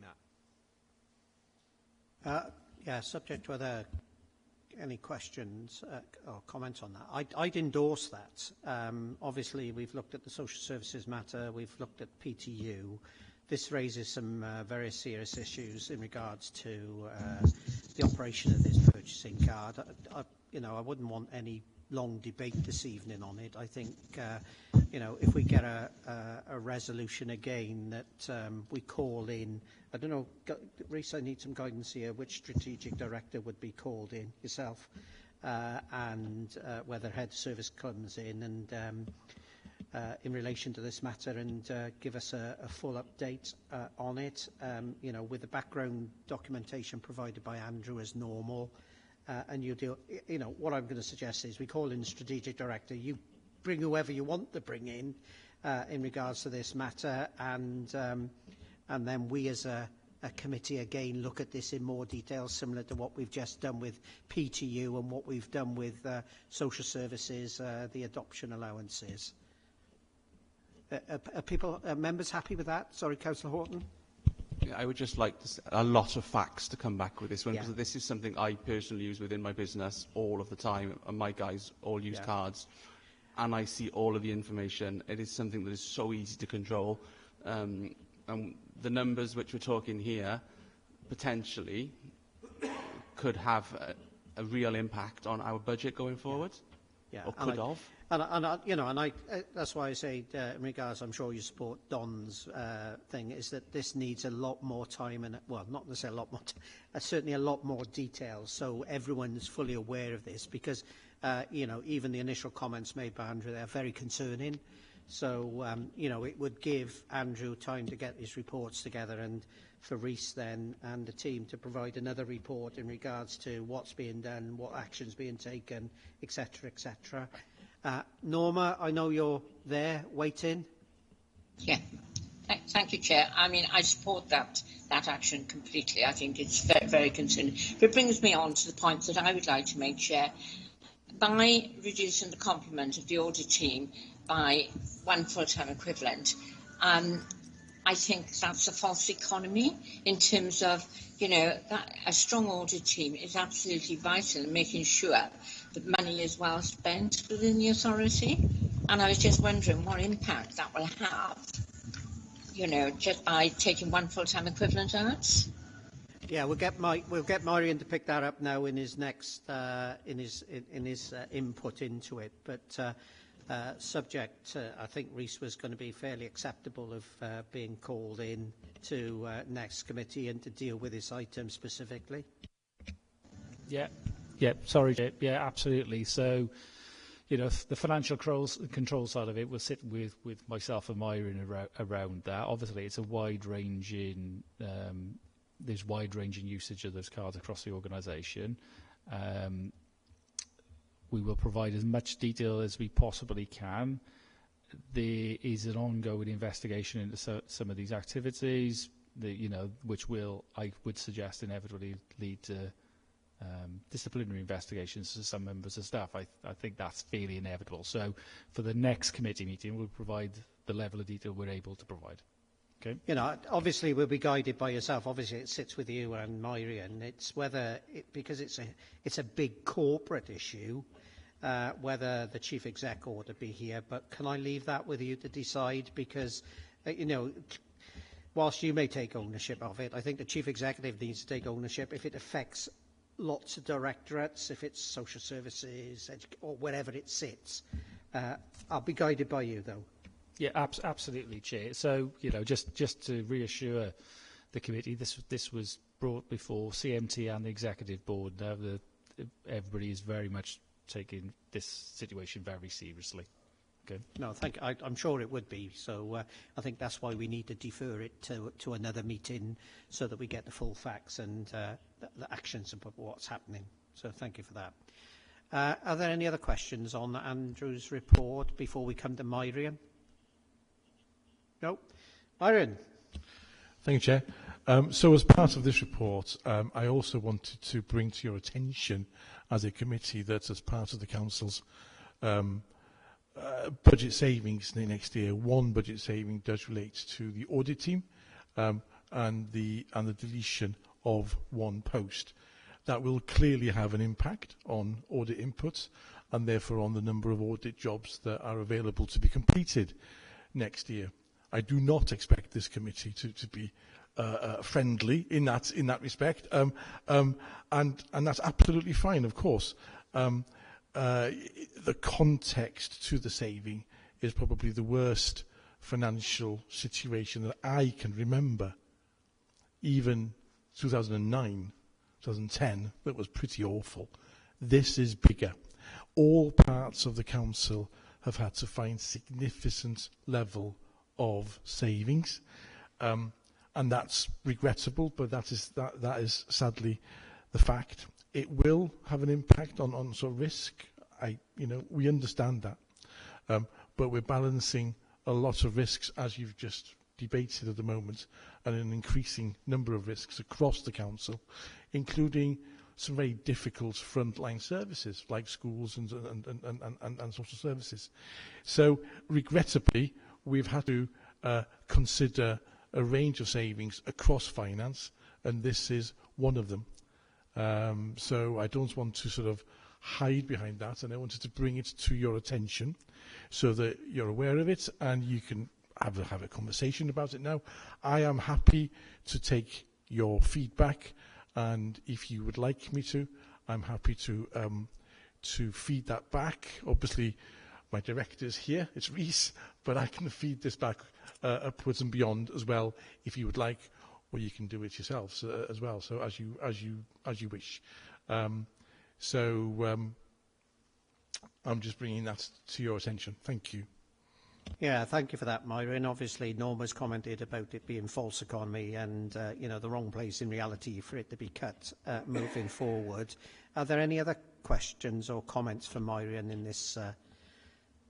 Councillor Jordan first. Sorry, don't move your hand. You may have bid for something then. Don. Yeah, I know you're expecting this anyways, but yeah, false economy, really. I'm very unhappy about, with the work that the audit team have done in terms of PTU, bringing in the gaps, closing it, the money that is actually saving, the potential risk. It does seem a slight false economy. You need,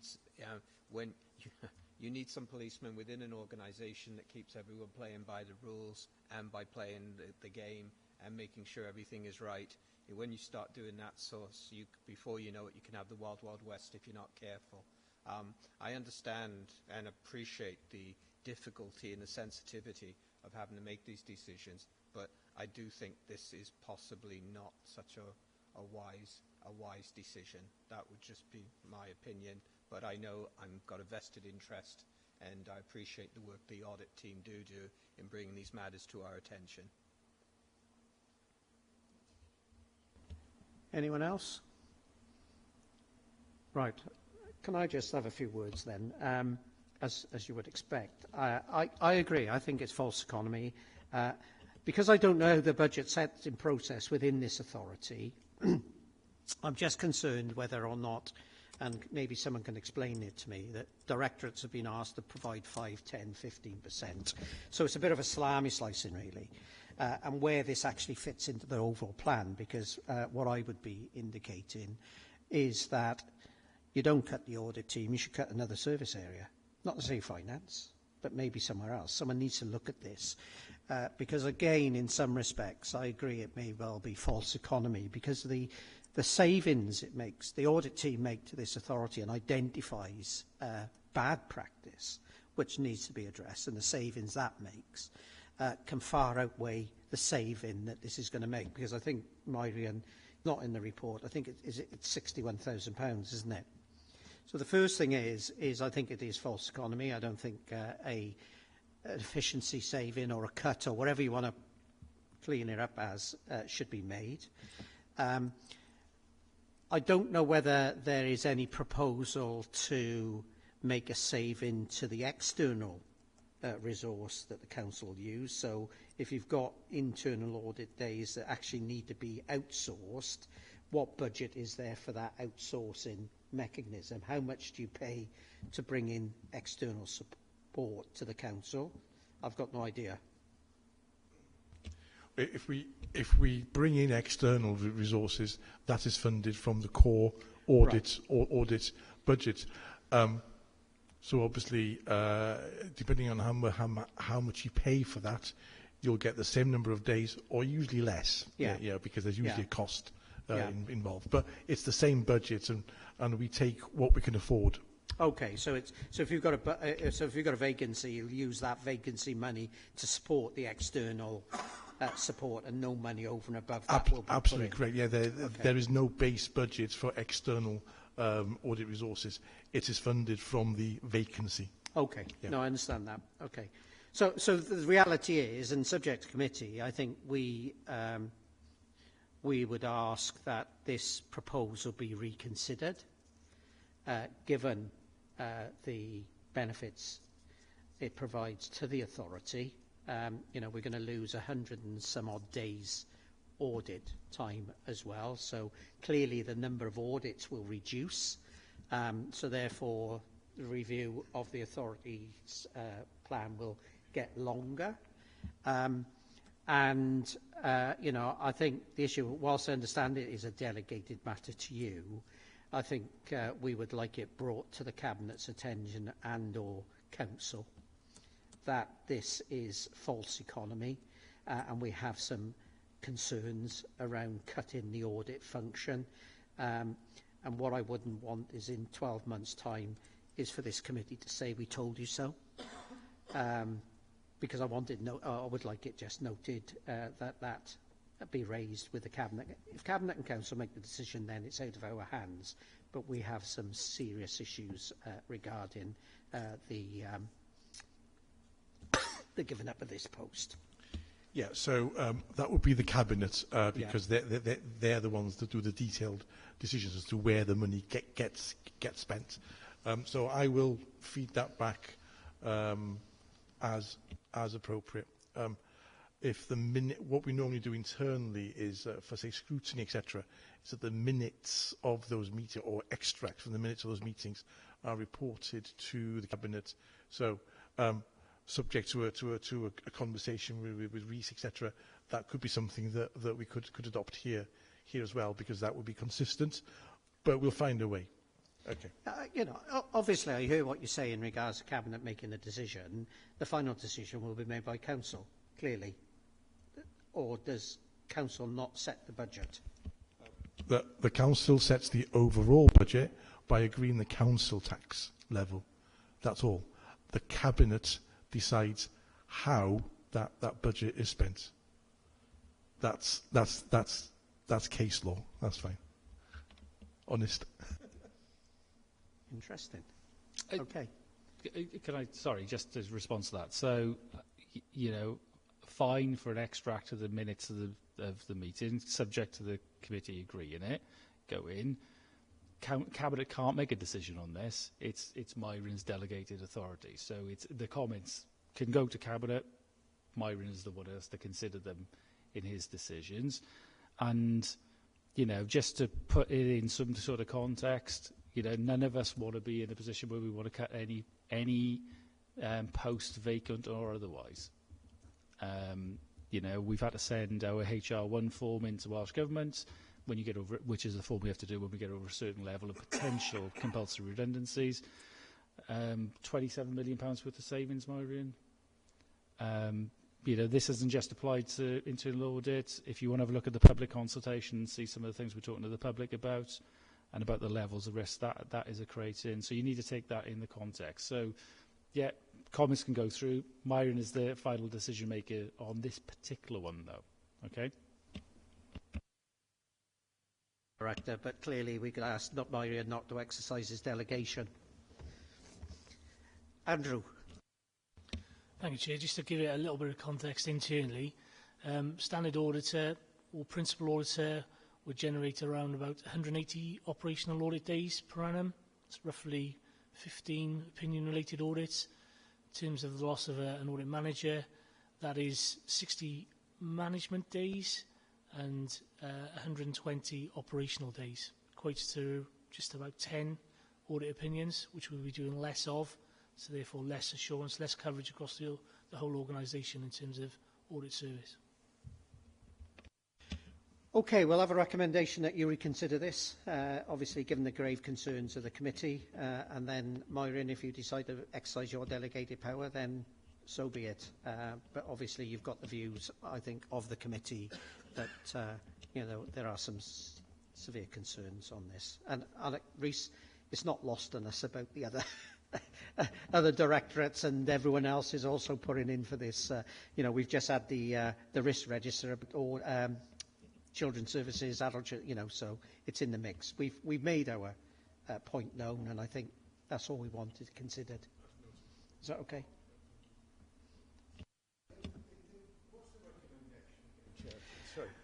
Right. I think there's a couple of recommendations that have got to come out of this. Firstly, in regards to Andrew's report, we've got that we note. Hang on, I've lost my page now.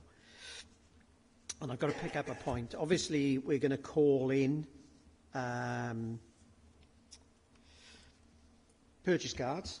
It was particularly around the loss of the post. We'll get a recommendation now for that, Councillor Cox. So we've got the issue about the purchase cards. I've just picked up, Rhys, and I didn't pick it up, which I should have done previously. When we had the PTU matter here, there's also a resolution that we get the opinions of the Director of Social Services and Education as well to accompany it. I thought they'd provided a written response to that, Chair, but I'll check that and we'll get that circulated to the committee. Because I don't think we've seen it in the report, did we? I thought they'd provided a written report, but we'll chase that one up.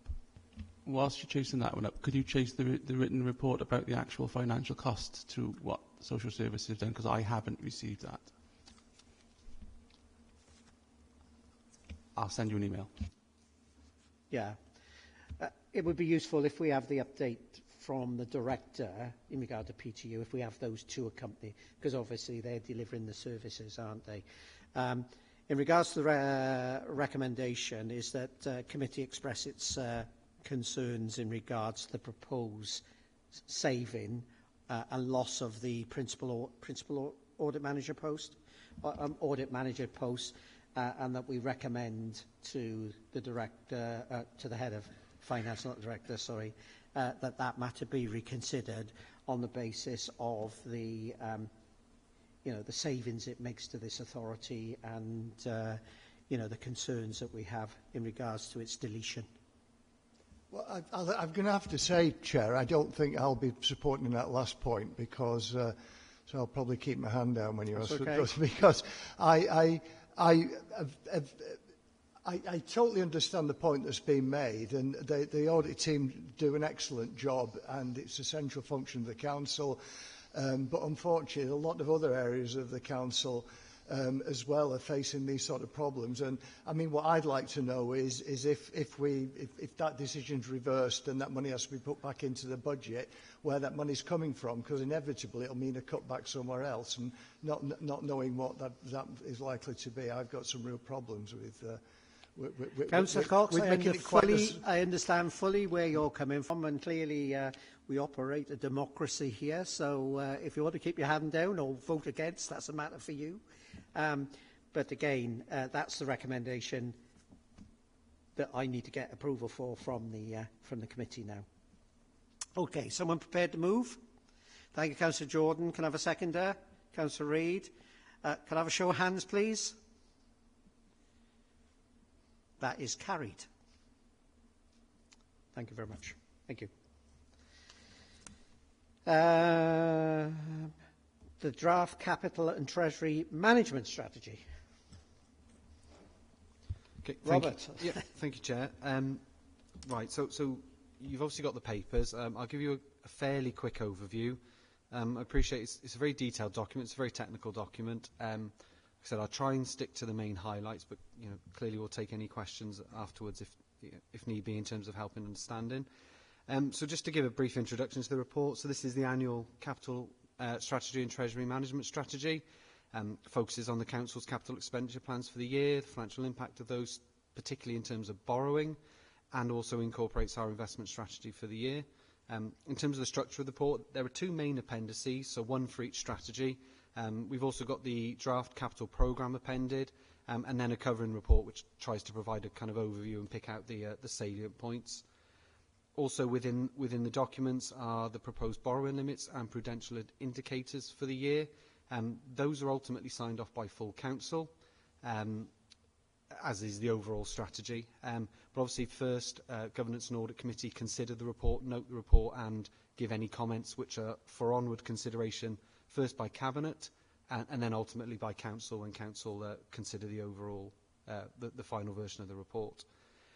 In terms of the committee's remit, I suppose it's more to focus on the overarching high-level elements, the strategic aspects, as opposed to the detailed capital programme itself, because in a similar way to the revenue budget, the programme and the schemes within it are a cabinet matter, but obviously it's ultimately full council's responsibility to set an envelope within which to work, and obviously that mainly is what Governance and Audit Committee are commenting on.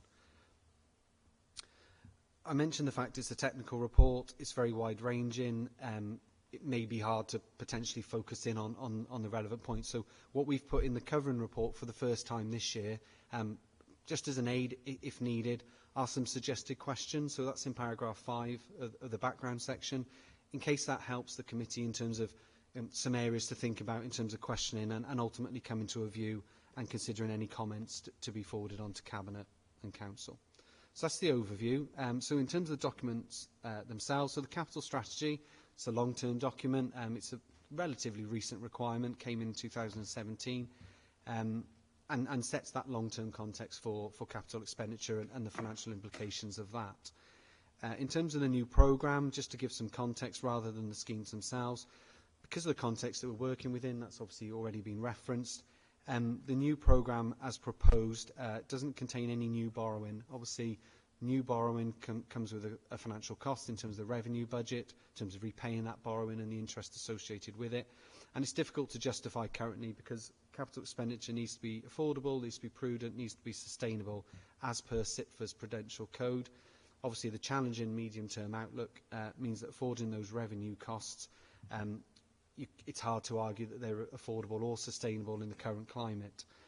So as a result, the new programme, the new capital programme, comprises solely either unfinished or ongoing or unstarted but previously approved schemes from the current programme, and any annual sums. So the annual amounts that are allocated for things like asset maintenance, fleet renewal, those sort of items of a cyclical nature.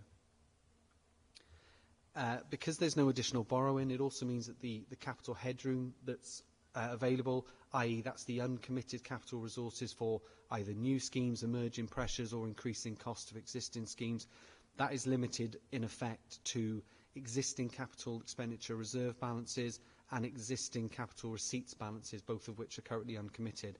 But it does mean there's a relatively low amount of headroom going into that new programme, so inevitably that introduces a risk in terms of particularly those cyclical areas that I mentioned, in terms of things like asset maintenance, highways maintenance, where there are existing maintenance backlogs, but also we've got the ongoing challenge of construction cost inflation, which, like most inflation, is running at a very high level. So it does restrict the ability to react to certain pressures, but as we've said, these are this is the times we're living in and the context that we're working within. But because of that, it means that it will be necessary, and this is outlined in the report, to take opportunities wherever possible to augment that headroom, mainly through one-off resources, potentially through a revenue underspend, should a revenue underspend occur in future years. But also it means that that borrowing situation does very much need to be kept under review. So whilst the stance for 23-24 as proposed is for no new borrowing, that doesn't mean it's ruled out for the next 5 years. So the programme that's been proposed stands at 137 million across the new programme 5-year window, and currently 69 million proposed within 23-24.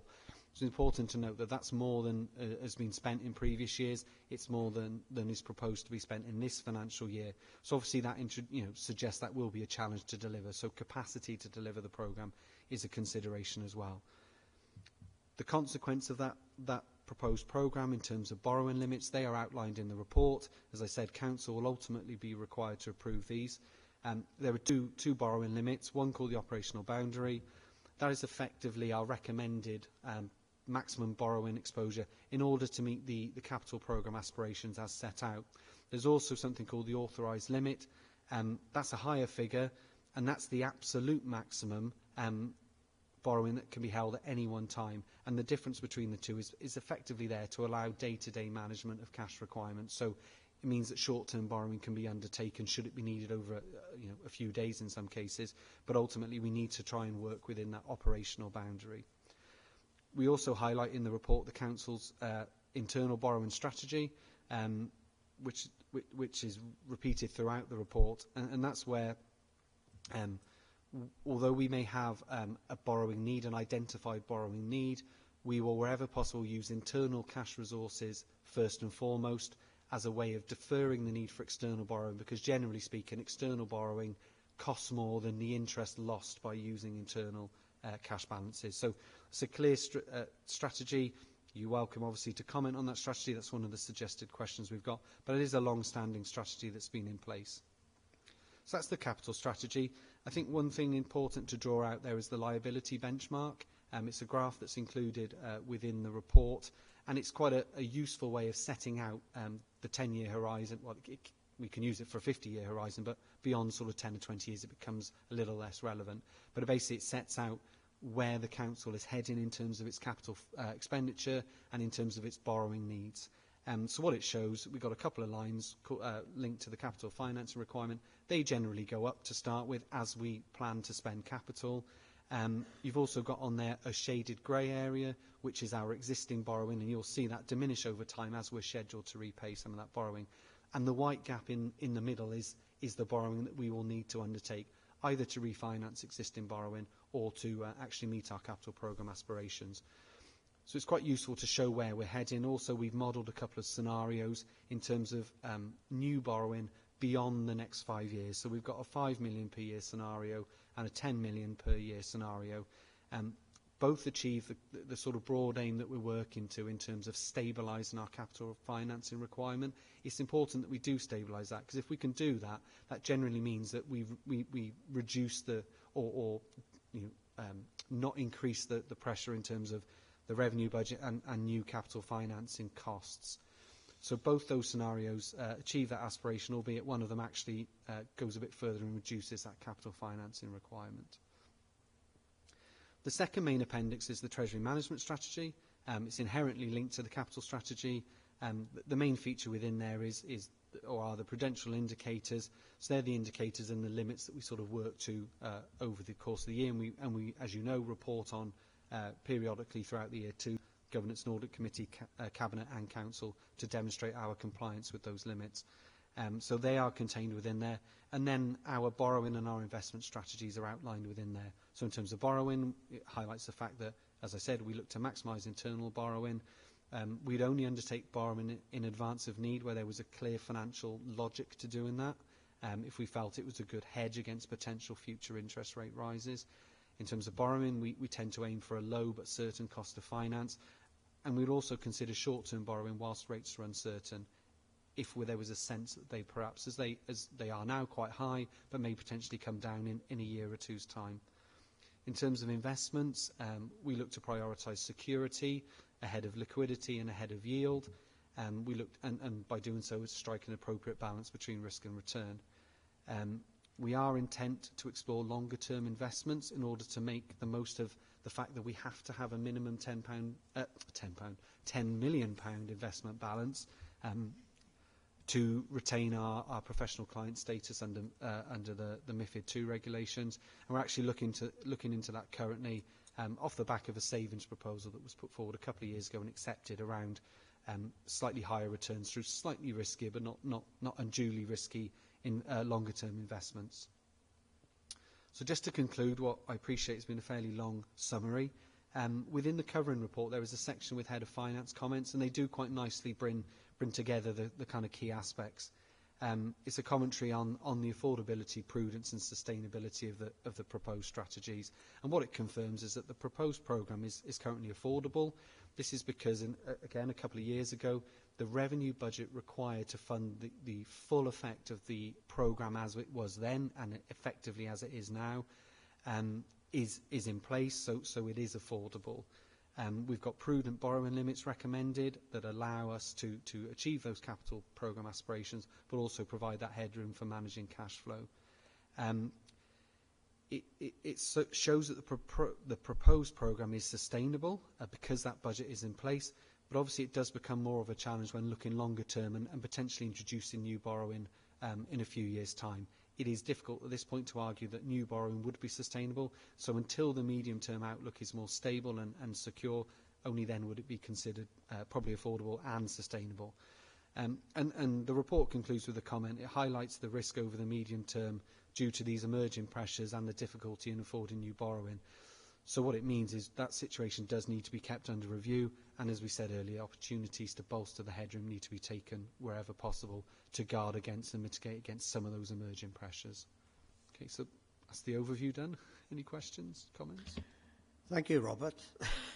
Complex report, but made simple. Questions? No questions? Oh, Councillor Cox. Can I say, first of all, Chair, that it really is a sort of complex issue, and I well done on the report. Actually, it certainly, no, apart from looking after my own bank account, I've no real sort of financial expertise, and I was able to understand it. Hopefully, so it was a good report.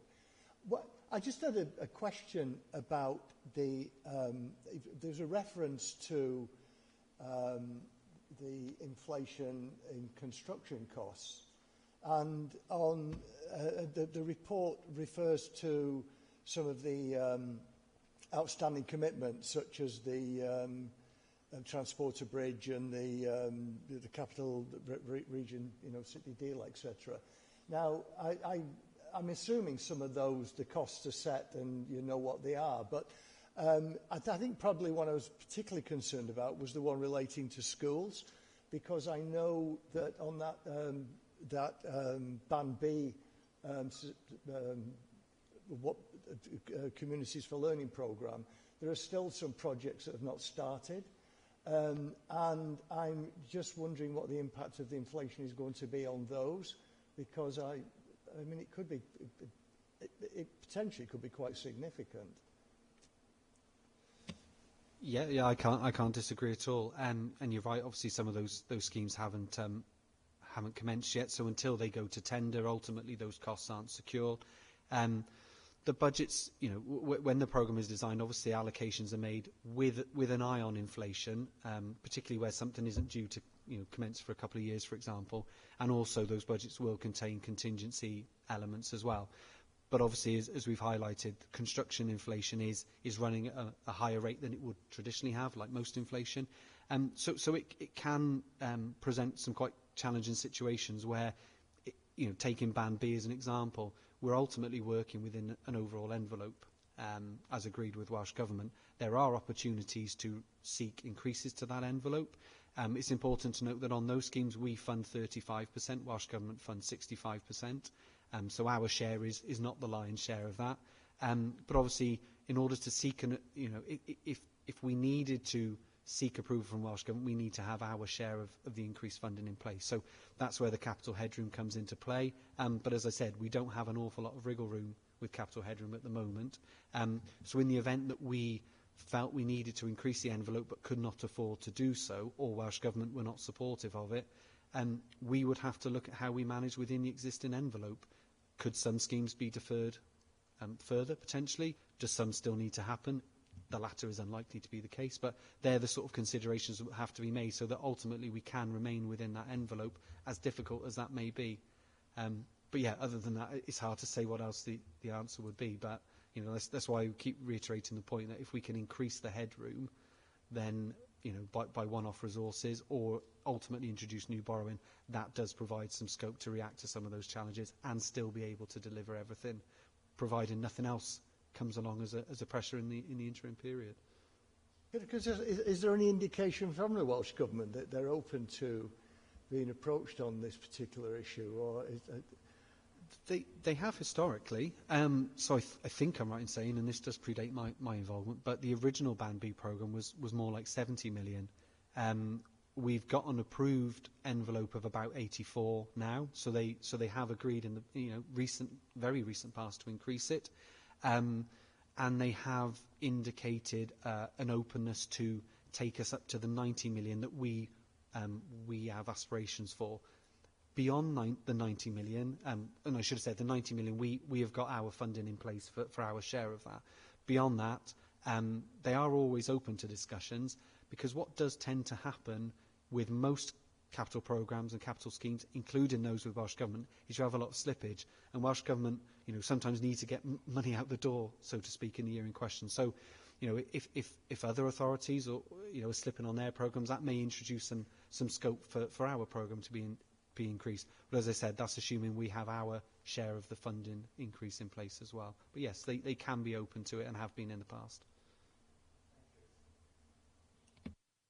Are there any other questions? Norma, I note you've got to go in a minute, so we'll pick up your questions or your comments on the sideline. So have a safe flight home. Are there any other questions? Can I just ask a question, Robert? It's the issue about the 65-35% split with Welsh Government on the capital programme for presumably the 21st century schools or whatever. I think the point Councillor Cox makes is right, because obviously if there's an inflationary element to your 35%, then there will always be an inflationary element to Welsh Government's 65%. And they're looking at 22 authorities. They're not just going to be looking at Newport. So sometimes the money's not going to be there for some authorities. And do you know whether there's... I know there's that slippage issue that not everyone's going to be ready to build their schools. Is there a provision whereby you could lend Authority A's money to build your schools because they're ready to go on the basis that you will pay them their contribution if it comes forward in 2 or 3 years? Does that exist? Because it used to exist, but I'm just wondering whether it exists now, because otherwise the pot of money Welsh Government's got just going to shrink, isn't it? Because and some people are not going to be treated fairly because they're not going to be able to meet that inflationary target. I'm not aware that exists now. I mean, obviously Welsh Government will be looking at its total 65%, and it may have a plan today, but tomorrow they may just shift the individual pots of money to different councils who are ready. But individual councils don't share their kind of pots that I'm aware of. I've not heard of that happening at all. But I stand to be corrected. But I'm not. But I'm I'll not speak aware to you afterwards. Yeah. But certainly Welsh governments will continuously be reappraising their total But the pots. pot is getting smaller in reality because inflation is increasing and increasing. So yes, and actually this year Welsh governments have been very clear to us that their budgets are under strain as well, as you would expect. And we don't normally hear that. So that's been a different scenario this year. Yeah. Okay. Could I also make a helpful interjection that the money paid by Welsh Government is generally in arrears? So you have to have started your project and incurred the cost before you get their funding. And actually what we tend to do is we already now in our Treasury Management will invest and borrow from other local authorities, but it's not on a project-specific basis. If we've got a spare cash balance and another authority needs that money, we will treat them as just an investment counterparty. It's not done on a per-project basis, but those sort of complexities exist.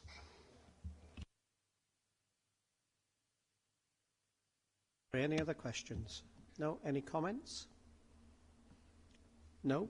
There's a big recommendation here, Robert. Committee is asked. So I didn't know whether we just, whether the wording is that we support or we endorse the capital strategy, which...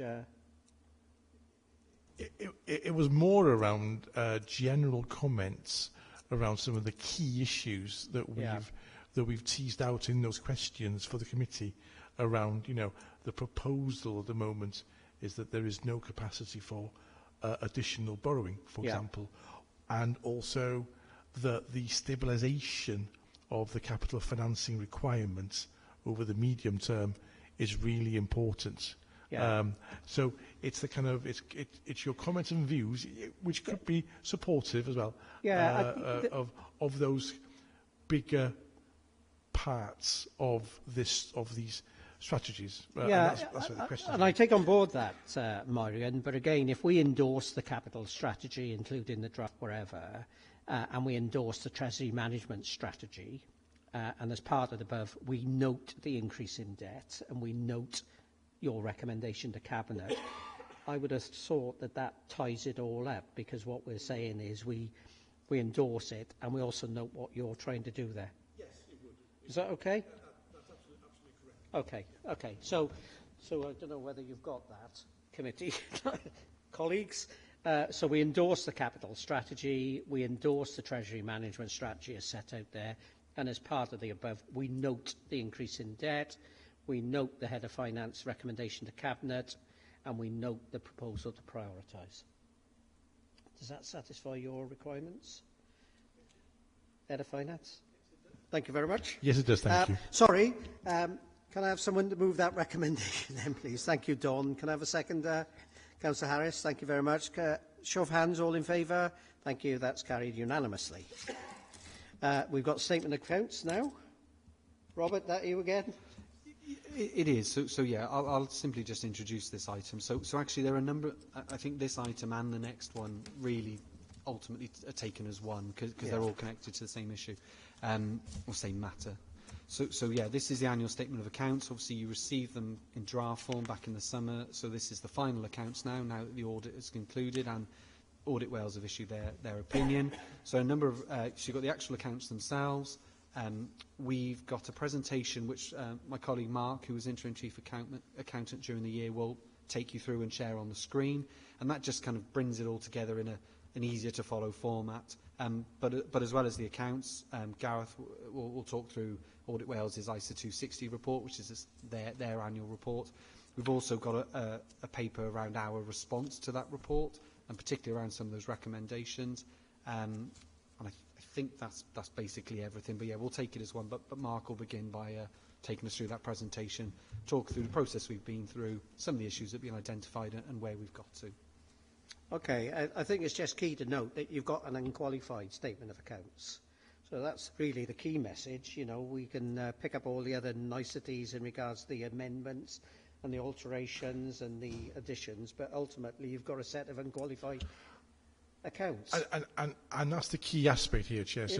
So the committee is asked to authorise yourself and myself to sign the accounts. Yep. And actually, the big part of that comfort in giving us that is because the external auditors who are independent have done their work, and the set of accounts in front of you today is unqualified, and they give a true and fair view.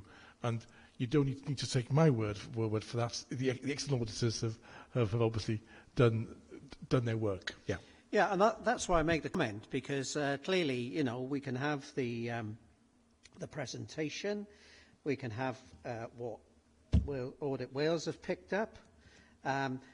We can say that all those matters that Audit Wales have been picked up have been amended in the accounts, and overall, though, we've got an unqualified set of accounts. So unless people actually want to go through the presentation, and I don't mean to be stealing people, so you may have presented this now and got yourselves ready for a great presentation, but unless you want to raise any fundamental issues on the accounts, you know, in reality, I take them as read, and you know, we've got a set of unqualified accounts. You know, we're going to pick up the issue about assets, I'm sure, and what that meant, and everyone did, and such like. So I don't mean we underestimate this work that's gone on, but at the end of the day, all you're going to say is we've got a qualified set of accounts. Yes, I mean, what I've just said to you there earlier, and which is what you're saying as well, summarises the position.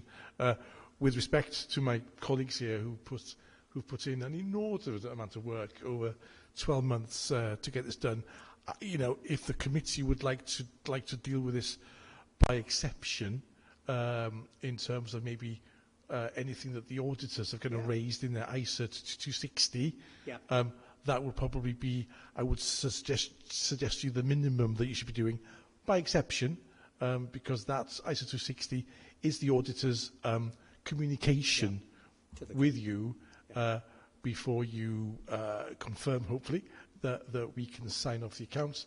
I think that would probably be the minimum, but absolutely appropriate. Is committee happy with that, or do you want the full presentation? I'm happy with that, because my first reaction on reading this was I thought, well, basically I want to know what the auditors say. If the auditor's happy with this, then... Okay, are you happy with that? So our colleagues from Audit Wales, Gareth? Yes, thank you, Chair. Yeah, hopefully everyone can hear me okay. Sorry, there's a bit of a time lag on the video my end, but hopefully everyone can hear okay. Yeah, without further ado then, I'll just introduce our ISA 260. That's our Audit of Accounts report. So this is our standard report that we issue each year summarising the results of our audit work. And hopefully everyone's had a chance to read through it. But again, just to recap the main headlines. As Myrion set out there, the main principal headline is that we're proposing an unqualified, that is a clean, audit opinion over these final set of accounts that are presented to you today.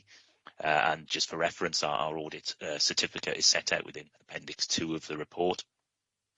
As usual, through any audit process, a number of corrections have arisen as we've carried out our work. That's perfectly normal. They are set out for reference as well in Appendix 3 of our report. It does run for a couple of pages in terms of the number of corrections that we identified, but this is a huge set of accounts, incredibly technical in many areas, and there's nothing in that list of corrections that gives us any particular cause for concern in terms of the nature or the number of those corrections identified. I'd say it's fairly standard in that sense. And on top of that, there are no uncorrected misstatements as well. So effectively, everything that we have identified during the audit that falls above our what we call our trivial threshold. So where effectively something is so minor that it's not really worth the effort, has been corrected by finance in this revised set of accounts. So ultimately, with those two main headlines, the only other thing to probably flag up for your attention is just Exhibit 2, which is on page 6 of our accounts report. And that sets out just a few issues that have arisen during the audit that we just felt we needed to raise for members' attention. The reason that we're providing this report to you in January as opposed to during the autumn of 2022 is that a few of these issues have arisen, so they're just raised there for your attention. I won't go into them all in individual detail because there's a few of them there to run through, but in a very quick summary, the first two items, which are the uplifts to non-current assets that are valued on depreciated replacement cost, and the accounting for infrastructure assets, those are both national issues. So these are technical matters that have arisen and affecting all councils in Wales and or the UK in general. They arise from issues outside of the council's control, and so the council has had to take actions to respond to those. We're happy in this final set of accounts that those actions have been taken appropriately. So while they're flagged for your attention, certainly no areas for concern as part of that, but the information is set out there for you to take in. The next three items in that table then, there's an item that relates to nil net book value assets, declarations of interest from members, and discrepancy in the movement in reserve statement. They lead on to the three recommendations that we raise in our report within Appendix 4. So again, they're raised for information.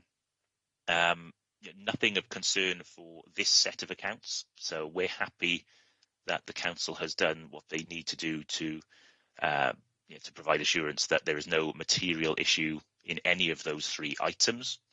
But again, they're just raised for your attention at this point so that you're aware, and three recommendations are raised for follow-up at the back of our report. The final item in that list just relates to something specific just within the senior officer remuneration table. Relatively small in value overall, but just given the nature of that disclosure, it obviously falls in one of the more sensitive notes to the accounts. We are required by auditing standards to raise that to you. So that has been included in the table, but again, doesn't affect our audit opinion. It's raised for your information only, and no further action is necessarily required. So other than that, nothing further for me to report. Just to reiterate, ultimately, again, that the main headline is that we propose an unqualified clean opinion over the Council's financial statements for 2021-22. Thanks to the finance team for all of their efforts this year. Sometimes it's felt like the finish line has just been stretching further and further away from us due to some of these technical matters that we've had to deal with this year. But we're very glad to be in this position now, able to present this final set of accounts. and happy to take any questions that anyone has on the audit process this year. Thank you for that, Gareth. Very comprehensive. Just to say, Chair, whilst we're in the business of thanking people, I would like to thank my team for what has probably been the most difficult end of year that I've known for a long time, because here we are in January, setting off the accounts, never been this late before. As Gareth has said, national issues, but very, very difficult issues. The team is small and they're busy anyway, so for the minutes, my thanks as well for a tremendous effort, and obviously good working relationship with the auditors as well, to get through to the end where we are today. Thank you. Okay, are there any questions? No? Are there any comments? No, I'd just like to endorse that, Myri, and whilst I understand you as the head of finance can thank everyone, I'd also like to thank all the officers concerned in the council, in particular your accountancy team for getting us to where we are today, but also thank Audit Wales as well. This isn't a done deal in any shape or form, but a tremendous amount of time and effort goes into the accounts, as I know, and the time has got less and less and less for you to prepare them. Coupled with the fact about the assets this year, which everyone was working hard with. It's not just this authority, but everyone else. So I'd like to endorse what you've said, to thank everyone for their commitment to the account. I'm sure that you'll be working on next year's now. We've only got a couple of months to go, so we'll be off and running again. So, but thank you very much for that. I was just asking the committee clerk, there was no covering report with this, so is the recommendation to... for the committee to agree that that we sign the accounts. There we are. You've got that? That we sign off the accounts. So the recommendation is that the committee... Oh, sorry. Chair, if I could interrupt. The recommendation is actually in the Council's response to the ISA 260, the last item in item 12. What page is that on? Can you just... Oh, hang on, I've got it. Yeah, I think it's just important. I think it's more the order that the papers have come out in. I think because it's called the response to the ISA 260, it's come after the ISA 260, but nearly there. In terms of process, obviously the Council would normally respond to the ISA 260, reassure you that it's a learning organisation and that there is nothing of any consequence for and then you would endorse or otherwise the accounts as a result of which. So that's why the recommendation in that particular report talks about approving I understand the that. accounts. It'd be worthwhile having the recommendation at the beginning of the report, though, rather than at the end. But there we are. It's special. We're happy to, well, subject to committee. The recommendation is that we... that you note the contents of the ISA 260 that Gareth is just taking you through, our responses, and to agree that we sign the accounts. Yeah, to approve the accounts. Members got that? Can I have someone to move, please? Oh, everyone's moving it. Can I have a second? Oh, Councillor Don's proposed it. Can I have a second there? Thank you, Councillor Harris. Show of hands, all in favour, please. Thank you very much. That's unanimous. Okay, as I said, thank you to your accountancy team and our colleagues in Wales Audit. And then we're on to item 12, which is the audit of the financial statement report 21-22. We've just dealt with that. Yep. Okay, thank you. And then we've got the draft work programme. Who's taking the draft work programme? Chair, no volunteers, so it looks like it's me. Well, the draft, the programme's there anyway before us, which is on page 463, which sets out what we're going to be doing, hopefully on the 30th of March. That's it, Chair. It does take you up through to May, and then there'll be a council diary set up for the following financial year. Which So will presumably be presented in May due is a course. new municipal year for the authority in any event, so we'll be picking that up. Robert? Yeah, it's just to know, I should have mentioned it in the previous item, we will be bringing a lessons learned report, which we do every year off the back of the audit process we've just gone through. So I'm not sure whether that's captured on the work programme. So will that be coming in March? That wouldn't normally come in the following meeting from this one. So, if we can add that onto the agenda. So Any questions? No, any comments? No, we've got the recommendation there that we endorse the proposed schedule for future meetings. We confirm the list it would like to invite for each item and indicate whether any additional information or research is required. But we'll pick that up as we go through, I think, similar to we do for the call-in. So, someone prepared to move, please? Thank you, Councillor Horton. Can I have a seconder? Thank you. Thank you, Councillor Cox. Can I have a show of hands, please? Thank you very much. And I think that concludes the meeting. Date of next meeting is the 30th of March 2023 at 5 p.m. Can I thank you all for your patience this evening, because obviously it has been a long meeting, it's been a long agenda, and I'd like to thank you all for your contributions as well, because they've all been well made. And again, you know, we're on this learning exercise, and I think the contributions, you know, increasing as we go forward, and I think they're very valuable. So thank you, councillors, and can you thank you, officers, for staying the distance tonight. So it's very kind of you. So I now close the meeting. Thank you very much.